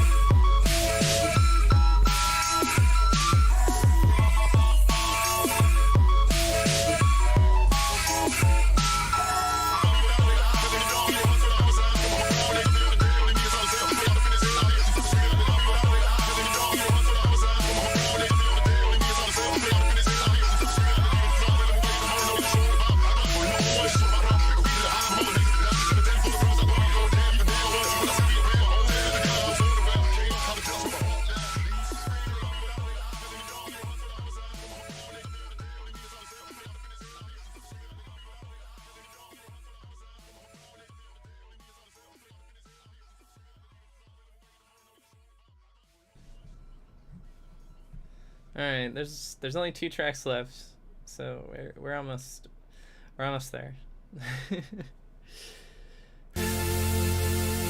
Oh fuck.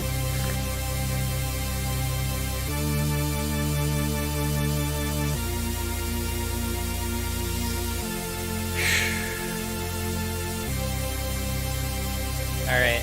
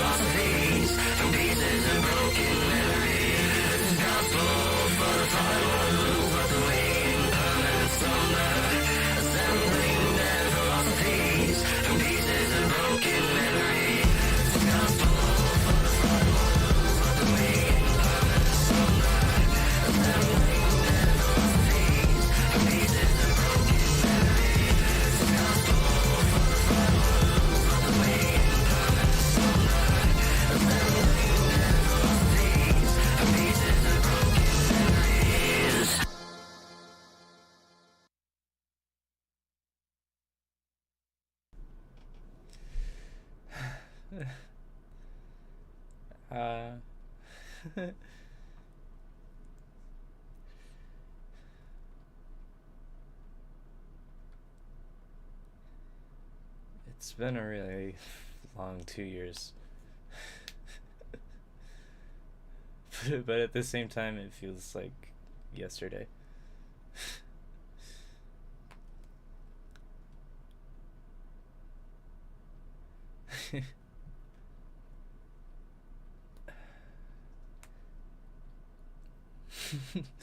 Time is shitty? I don't think time is shitty. I think I don't know. Time is important. Time is everything. I got a tattoo about it, actually. So it's right there.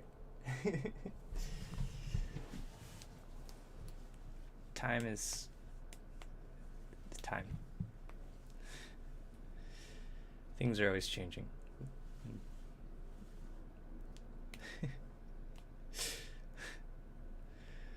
What happened to all my songs on Bandcamp? You weren't able to listen to any of them? There's quite a few of them that are on Bandcamp.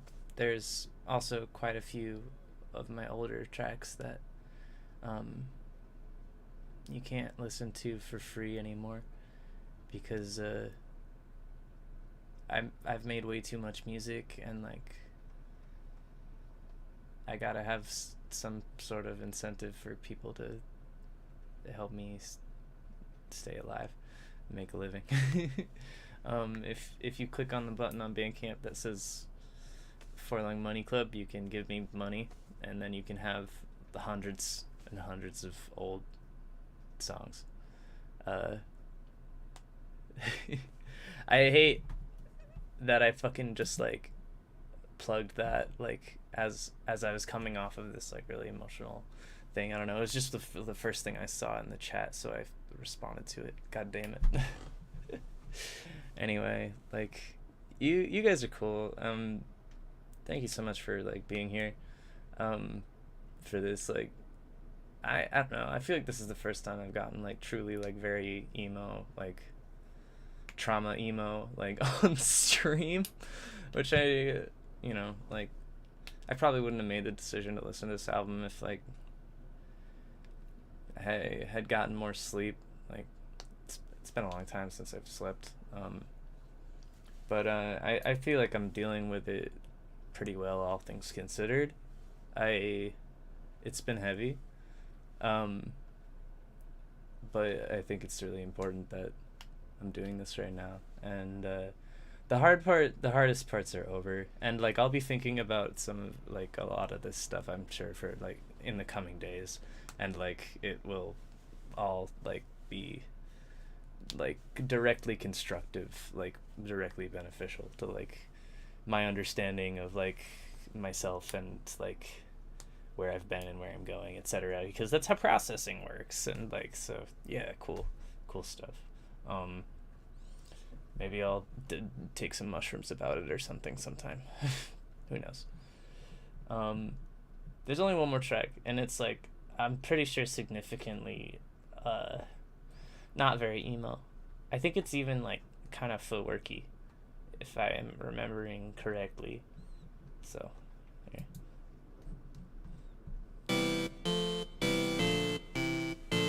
Yeah, I think this one's actually just kind of a banger. Maybe that's what is needed right now.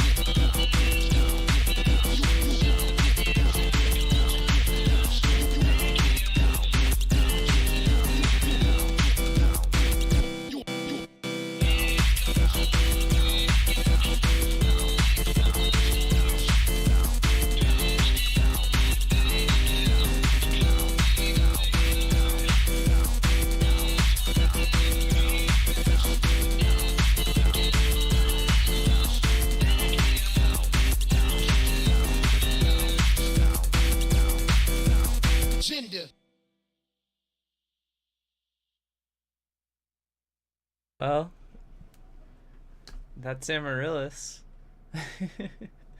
That's all of Amaryllis. Oh, except for maybe like White Whistle on the summer mixtape. She might have a couple singles here and there. The Lord remix. It's just, I got a copyright strike for on SoundCloud. But in general, that's Amaryllis. Neurotic, obsessive compulsive, hoarder weirdo cat obsessed with black magic and MMORPGs. Always wears socks. It's never barefoot.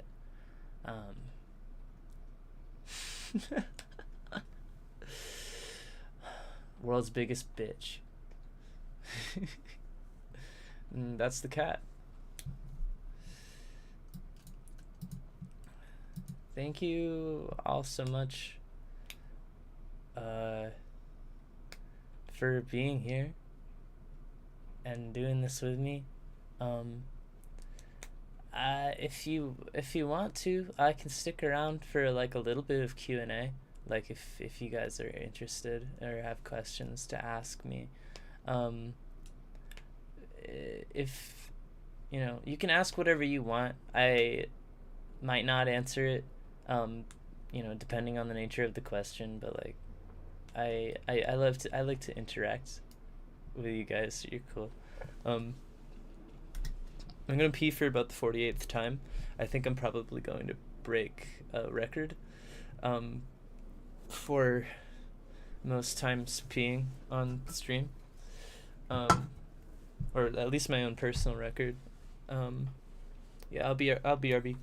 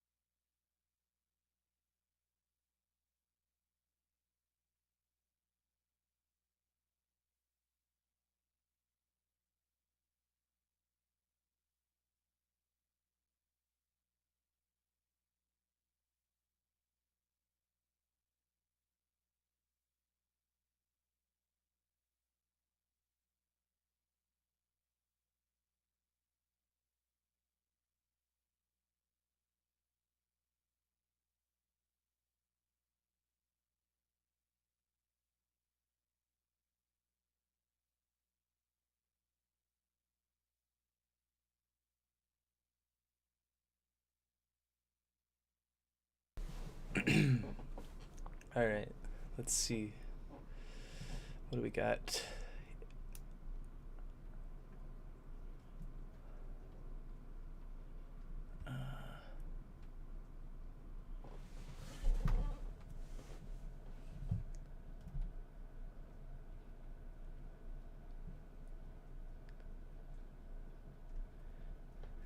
How's my night?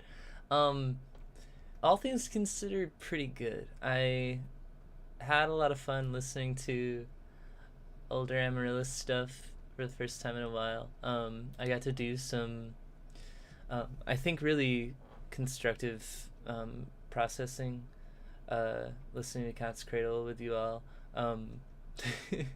Thanks for watching me get very close to crying on stream a couple times. Maybe next time I'll cry for real. Stay tuned and find out. Do I still have the Navy SEALs copy pasta candy? No, I never actually owned the Navy SEAL, the Navy SEAL copy pasta candy. My friend Seiko who lives in Texas, owns that candy, and she was simply up visiting one of our mutual friends, and I got to hold it for a second.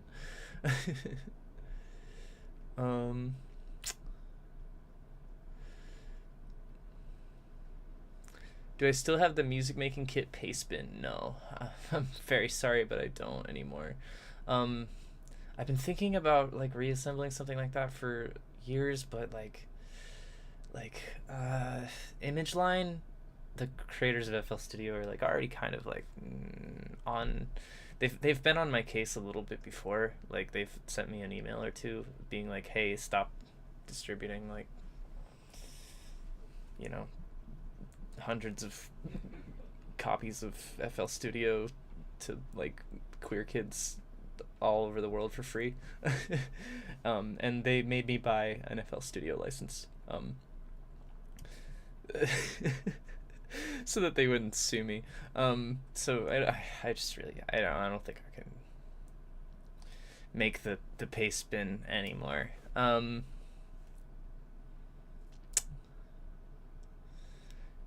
extended version of Matthew 6:1. Oh shit. I know that is on Cathartic Purge, but I don't remember specifically what that song sounds like. I'll refresh myself sometime, but it won't be right now. Other than 4, what is my fave music persona character and why? Probably Dot, the Dalmatian. She's right here, and I like her because she's a little weirdo. She likes puppets, and she's always got her like raptor hands. Like that's her like. She's got that kind of autism, where she's like always got her hands like that, and like she's just generally very like soft spoken and like nervous and sweaty and just like completely socially inept, and like she's basically like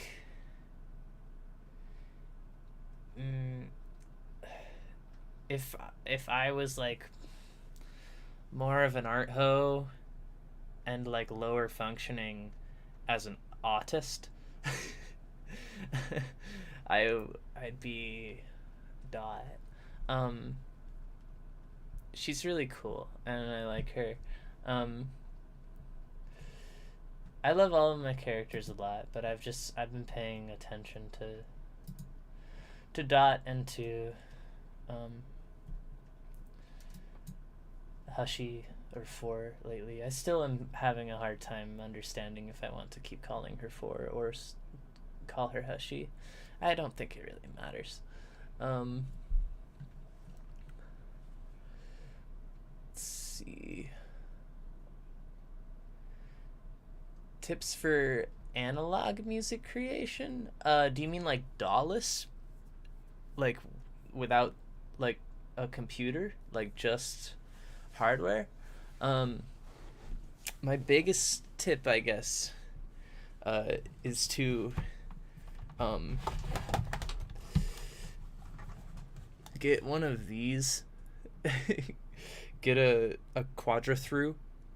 It's a little box that lets you take one MIDI signal and turn it into 4 MIDI signals, and it's a lot easier to sync up all your machines so that they're operating at the same speed and on the same clock. If you're using one of those as opposed to daisy chaining all of them in and out of each other, that really changed the game for me personally, with DAWless stuff. My other tips would be don't spend too much money. You don't need to. I wouldn't have half of this shit. I wouldn't have 3/4 of this shit if it wasn't for COVID-19.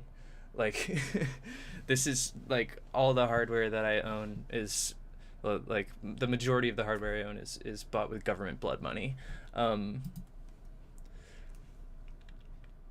Let's see.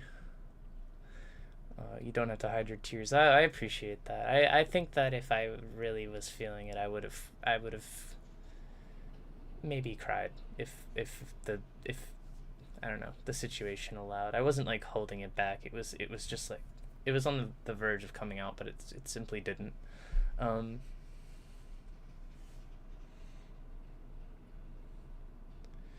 sample from Makes Me Wet where the person's like rapping, talking in the beat. Let me check that out real quick.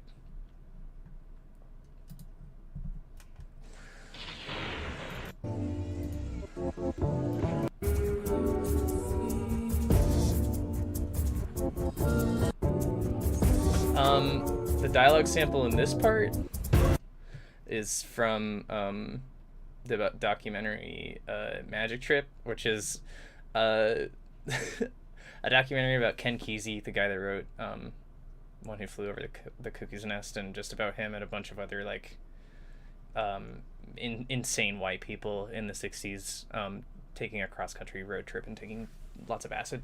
Then there's Closing Time by Semisonic.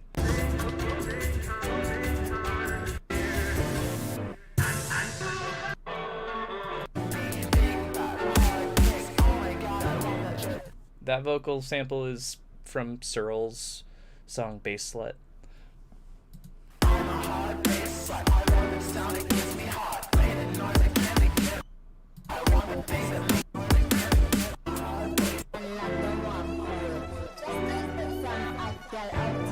This vocal sample is Nicki Minaj.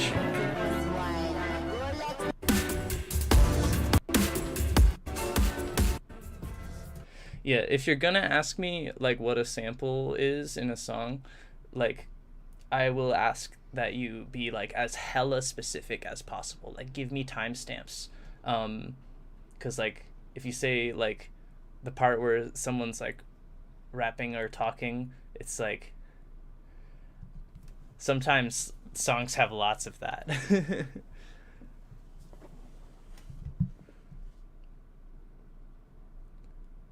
Why are some of the Forlong albums in the Money Club credited to Rawrdcore and others still the original credits? Because Bandcamp does this thing where like when you change your artist name, it changes a bunch of like whatever album you put out and don't put the name of an artist into the like little box, it'll default to whatever your like artist page name is, which is Rawrdcore. So any album that I haven't manually typed Forlong into, it will show up as Rawrdcore. I'll fix that eventually. For now, I don't really care, because like Rawrdcore and Forlong is the same. It's the same, really. Like same character, like same general musical idea. I could retcon every Forlong album to say Rawrdcore and I would be perfectly satisfied. But I don't know. I won't. I might just be lazy about it forever. What's my fave tattoo and why? Well, my fave tattoo is this one of a little clock. On my shit right here for time, because my wife has one in the same place but on the opposite side, and it's a couple little stars and like around like a Saturn, like a very simple like Saturn, and it's like I'm time and my wife is space, because like I'm a musician and music is art that exists inside of time, or decorates time. You decorate time with music, whereas my wife is a visual artist and a like fursuit maker, and like visual art and like suit making is art that occupies space, and my wife is very spatially oriented, is always thinking about the space, and all of its concerns and like major stressors and like priorities relate to space and the environment, whereas I half the time fail to even like register the fact that I'm existing inside of an environment. I'm always worried about time. I'm always worried about what I'm going to be doing and where I'm going to be doing it and whether or not I will be at a certain place by a certain time, or if I'm wasting too much time doing one thing instead of another thing. And like And so these two little gay little fucking faggy tattoos that we have are perfect.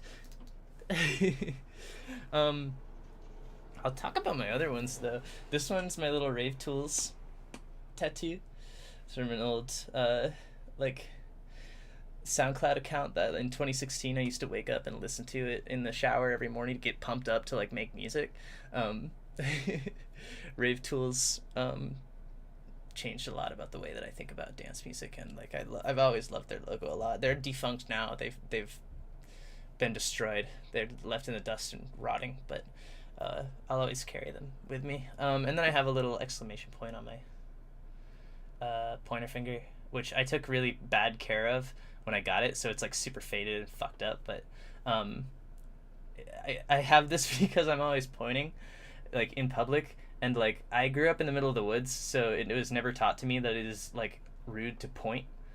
And now that I live in a city, I'm pointing at shit all the time when I'm like in public with my wife, and my wife is like, "It's don't point, like don't point at stuff, like it's rude," like, and so I have this exclamation point on my finger because I'm always pointing at shit and being like, "What?" Like, Also, if I turn it upside down like this, I can. So that's a neat little trick. All right, let me catch up.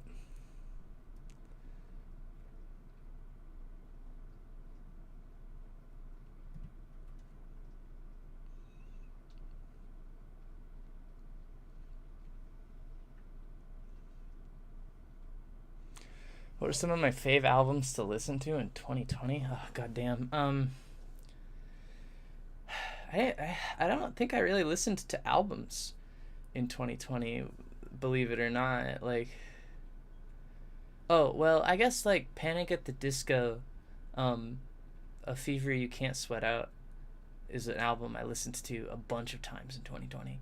I had never heard it before 2020. My wife, the first time I heard it, my wife lip synced the entire album to me, like while making like eye contact with me and like dancing around and shit and like being very melodramatic, and like it like blew my mind. Like this is before like I associated with myself with like scene stuff or like emo stuff at all. I had no concept of it because I like when I was growing up, we didn't have like scene or emo kids at my school really. There were like maybe like 2 or 3 of them, and they were very like off to the side like all the time. And because like I'm from the middle of the woods. I'm from Farmingdale, Maine. Like we like my graduating class had like 90 kids in it. Like,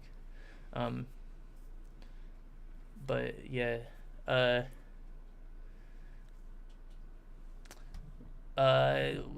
didn't listen to a lot of albums in 2020. I've been listening to a lot of Alice Gas. I've been listening to a lot of Andrew Goes to Hell. I've been listening to a lot of 84, 85, and like the rest of the sort of like 909 Worldwide and like 909 adjacent artists, because I think a lot of those people are like some of the most skilled and talented like up and coming like people in hardcore right now. And yeah. 909 Worldwide, hardcore will never die. Never die, never die, never die, never die. When's my next DJ stream gonna be? Oh fuck, I don't know. Eventually. I'm trying to coordinate a URL show for late March. We'll see how that goes. It might be a burning trash fire. You know.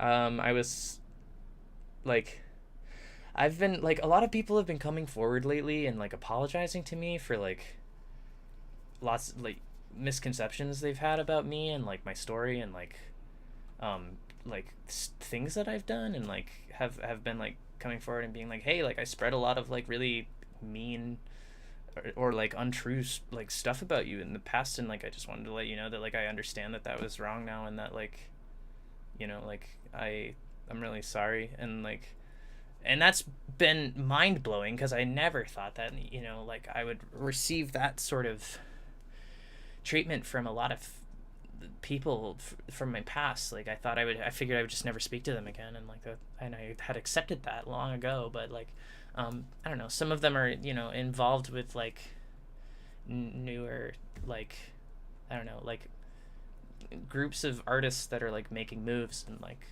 putting on shows and like doing stuff, and like a few of them are trying to get me on board with that stuff, but they like have to go through a lot of like all these processes of like, you know, introducing the idea to like a group of people and then like proving to them one by one that like all this stuff that they've heard about me like is bullshit, like, and like that's really laborious. And like, while I really appreciate that they're doing that for me, it's like it's a pretty slow process. And like, you know, so I got my fingers crossed that I'll be able to play some shows or whatever, but in the meantime I want to throw my own show where like people who I know like won't bail on me, like will play, and like just have my friends like do their thing, because like I have a lot of really talented friends, and like I love them all very much, like, and I want to have fun and fucking play music together.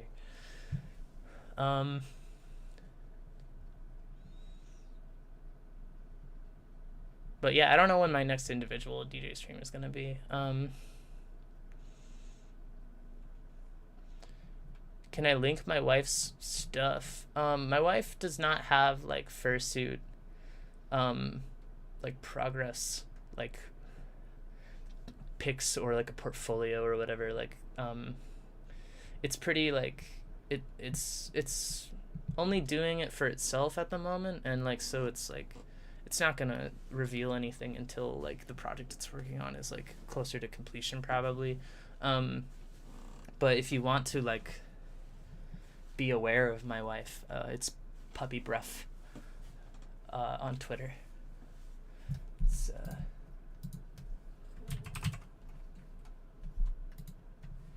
this one right here. That's my wife. One of the most talented motherfuckers alive. And by talented, of course, I mean skilled. Let's see.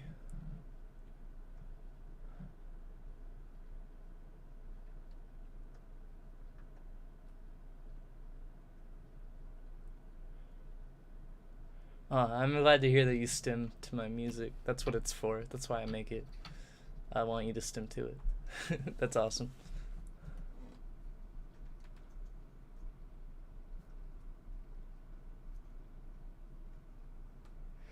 I'm moving to Seattle with my awesome BFF. Any advice? I'm going to try to work at Starbucks for the trans stuff they cover. My advice is to do it. Every queer person who is not happy where they are should move to Seattle. Not because it's like, well, I don't know. It's like everything here is expensive as balls. The cost of living here is very high. It's hard to live in the city. It's a lot easier to live a little bit outside the city.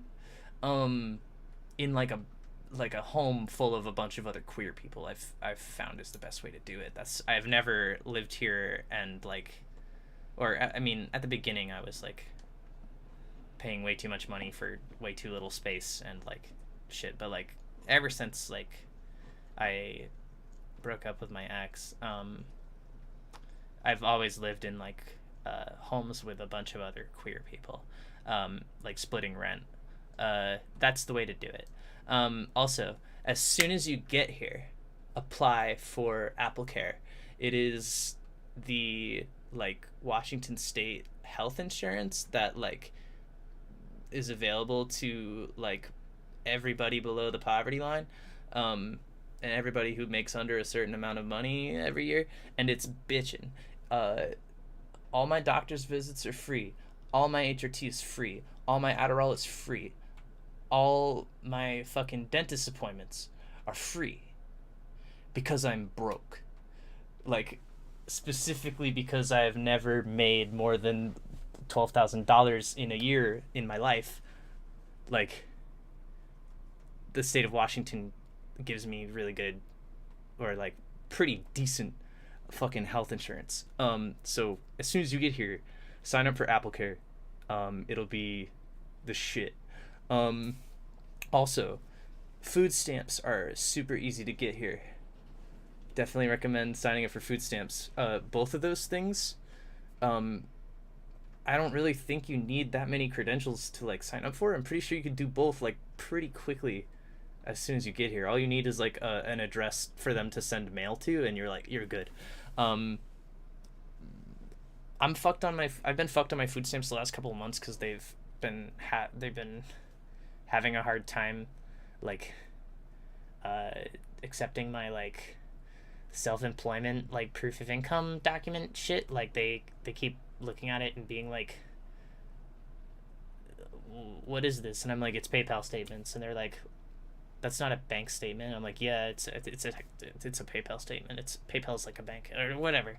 But like anyway, usually like I would be getting like $200 a fucking month in food stamps, which is incredible. Like Seattle, despite everything being insanely like expensive in like a day-to-day sort of sense, it's actually like, as like a broke queer person who's like used to like being somewhere below the poverty line, like this city is easier to live in and like acquire resources in than probably any other city in the United States, like for homosexual queer people, in trans people especially. There are trans people everywhere here. I walk outside and I see fucking trans girls working at the fucking Walgreens and at the fucking supermarket, and they see me and they say what's up, and they show me pictures on their phone of like some girl that they have a date with, and I'm like, oh, she's cute, even though like I think she's just average, she's just all right. I'm confident that like, you know, they see something in each other, and that's beautiful. But like moving to Seattle is a very good idea. I highly recommend it to anybody. I want all homos to move here, because this is where homos belong. It's sad that the entire city is owned by like, you know, 2 or 3 like super conglomerate mega corporations that control everything. But free HRT, free Adderall. Yeah, you know. Okay, I've talked about Seattle for a while now. Do I still live in the city or like more in the burbs? I live in the city. I live right the fuck in the city. I live in an apartment. I live in a 2-bedroom apartment with my wife and 2 of my bestest friends in the world, and who are like siblings to me at this point. And like we are just constantly hanging out, I guess. Like it's pretty dope, and we walk outside and the city is right there. We moved here though, like we moved to the city like right as COVID was like starting though, so we really haven't gotten to experience like the full cityness of the city. But you know, it's still like the Chaz happened down the street from me. Me and my wife were there for a week, like holding down the barricades like during night shift, like fucking like that shit was crazy. I still hear flashbangs sometimes. I don't personally like feel that I can handle like being out there again, just because like I tasted a lot of tear gas the first time around, and like saw some fucked up shit that like I still haven't really fully processed. But like we're in the city enough that like shit like that is out right outside of our door. So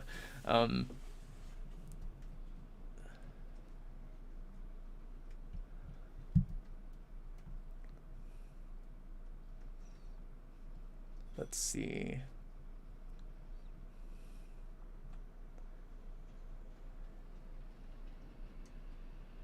Why am I streaming myself in black and white? Because I don't have to fret about my complexion when I'm streaming in black and white. It's just a neurotic sort of preference, I suppose. Okay. I'll take like maybe one or two more questions if you have them, and then I'll call it quits, because this stream has been going on for 3 hours and 15 minutes, which is, I think, the longest stream I've ever done in my life. So I think it's probably about time to wrap it up.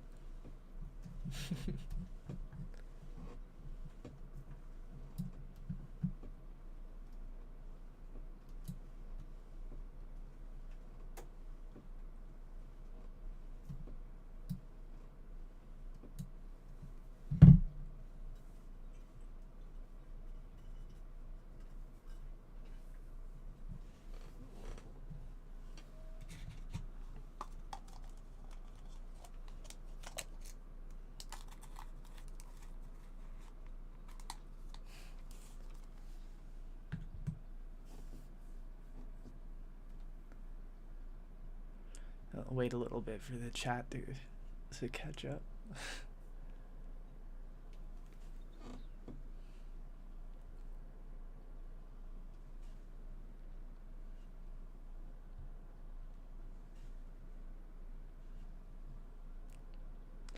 What did I think of the OKKO finale? I never finished OKKO.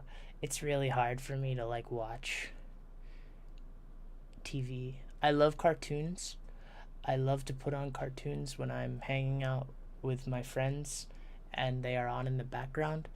But it's really hard for me to sit down and like pay full attention to cartoons unless I am in the middle of like a depressive episode. And then I will sit in front of the CRT under the weighted blanket and I will watch VHS tapes of cartoon animals for days and days. Let's see. Who's my favorite Animal Crossing villager? Oh, that's a really fucking good question.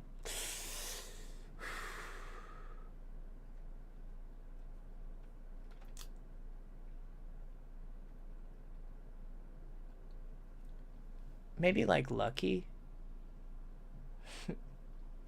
I like that he's damaged.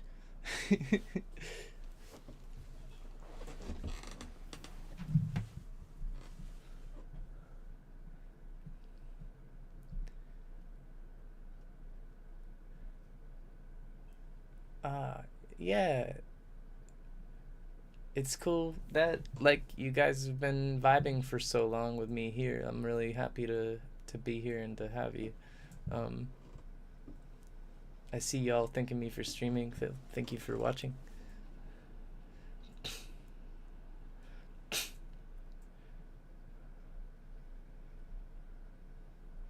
Any inspirations from other musical artists of the hard genres? That's a big question. I'm not so sure. The hard genres, there's a lot of it.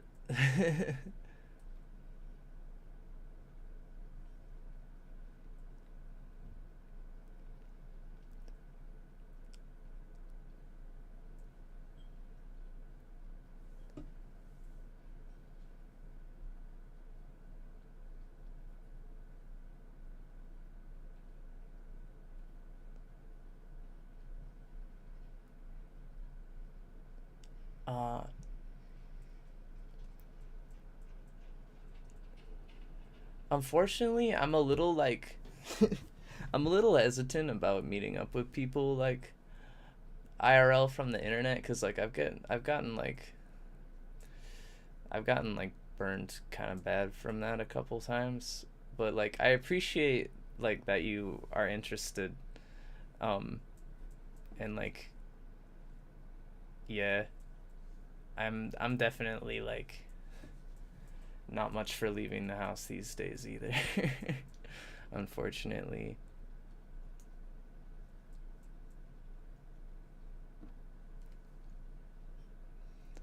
Thank you, Zetsu. I'm also glad that I'm doing pretty okay. I'm like doing actually truly kind of better than ever, like in certain ways. Like I've done so much like important like growth and shit over the past few years that I like would have never had been forced to do if I didn't experience like all of the pain that I did. And like I truly do believe that I'm better off. Like if none of that stuff ever happened to me, I would have never met, or well, I would have never started hanging out with my wife. Like I would have never made a lot of the friends that I have now, and like I have the best friends in the entire world. Like so yeah, it's I love you. Thank you. I love all you. I look pretty. Wow, thanks. People tell me that sometimes. Good night, Zetsu. Toby, I love you. I'm glad that the stream made your night. The stream made my night too. I'm glad that I just like decided to do it on it, like the spur of the fucking moment. Like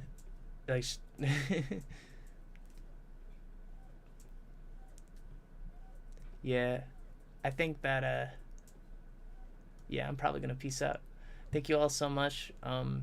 Again, like if you like I said, like I got a few mouths to feed these days, and like if you want to throw money at me, there's lots of different ways to do it. But like if you've already bought shit from me and like just want to send shit to me directly, like paypal.me/forlong, like I always appreciate it. Like I want to do another retrospective real soon. I don't know what direction like I want to, like which alias I want to tackle next. Like I know that like Yo-Yo Bingo is gonna be a long one, and obviously like Forlong/Rawrdcore is gonna be a long one.